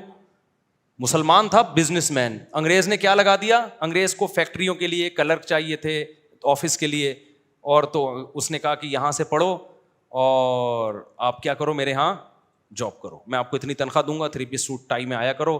وہ دیکھو بزنس مین پاجامہ پہن کے جا رہا ہوتا ہے, شلوار یہاں اس نے رومال یہاں لٹکایا ہوتا ہے, شکل سے پڑھا لکھا نہیں لگ رہا. خیر, اب کیا ہوا کہ مسلمانوں میں یہ کلچر آیا تو وہ بھی اسی کے عادی ہو گئے. اب نتیجہ نکلا کہ بھائی مرغی نہیں پالنی ہماری, وہ کیا ہوتی ہے, اس سے انسلٹ ہوتی ہے, لوگ کیا کہیں گے, مرغی پال رہے ہیں, یہ بکری پالی ہوئی ہے. تو صحت اور نیچر وہ آپ کے نخروں سے متاثر نہیں ہوتی. اگر آپ کے پاس آرگینک دودھ پینے کا انتظام نہیں ہے تو ایسا نہیں ہوگا کہ ڈبے میں آپ کو وہ چیزیں مل جائیں جو گائے میں ہیں. یہ نہیں ہو سکتا کہ آپ کے پاس ٹائم نہیں ہے. فطرت تو فطرت ہے نا, وہ تھوڑی چینج ہوگی. اگر آپ کے پاس دیسی مرغی پالنے کا ٹائم نہیں ہے تو یہ نہیں ہو سکتا کہ فارمی انڈا دیسی انڈے کا اللہ متبادل کر دیں. تو یا تو پال لو, یا جس نے پالا ہوا ہے اس سے خرید کے پی لو. سمجھتے ہو کہ نہیں سمجھتے؟ بہت سے لوگ ہیں پال رہے ہوتے ہیں لیکن ان پہ اعتماد ہو تو وہاں سے جا کے خرید لیا کرو. تو یہ کرنا پڑے گا آپ کو. تکلف سے جتنا اپنے آپ کو آزاد کرو گے اتنا اللہ آپ کو صحت بھی دے گا, مینٹلی صحت بھی ہوگی اور جسمانی صحت بھی ہوگی, اور ٹینشن فری لائف ہوگی. اور جس نے تکبر کی چادر اوڑھ لی کہ میری یہ شان نہیں ہے اور میں یوں اور میں یوں, تو خود ہی وہ ڈپریشن سے تھوڑے دنوں میں مر جائے گا. میں جو کرتا رہتا ہے نا تو وہ کسی کام کا نہیں رہتا. ہمارے نبی کی سیرت دیکھو کیسی سادہ تھی, تو سادہ زندگی کی عادت ڈالو. سمجھتے ہو گے نہیں سمجھتے؟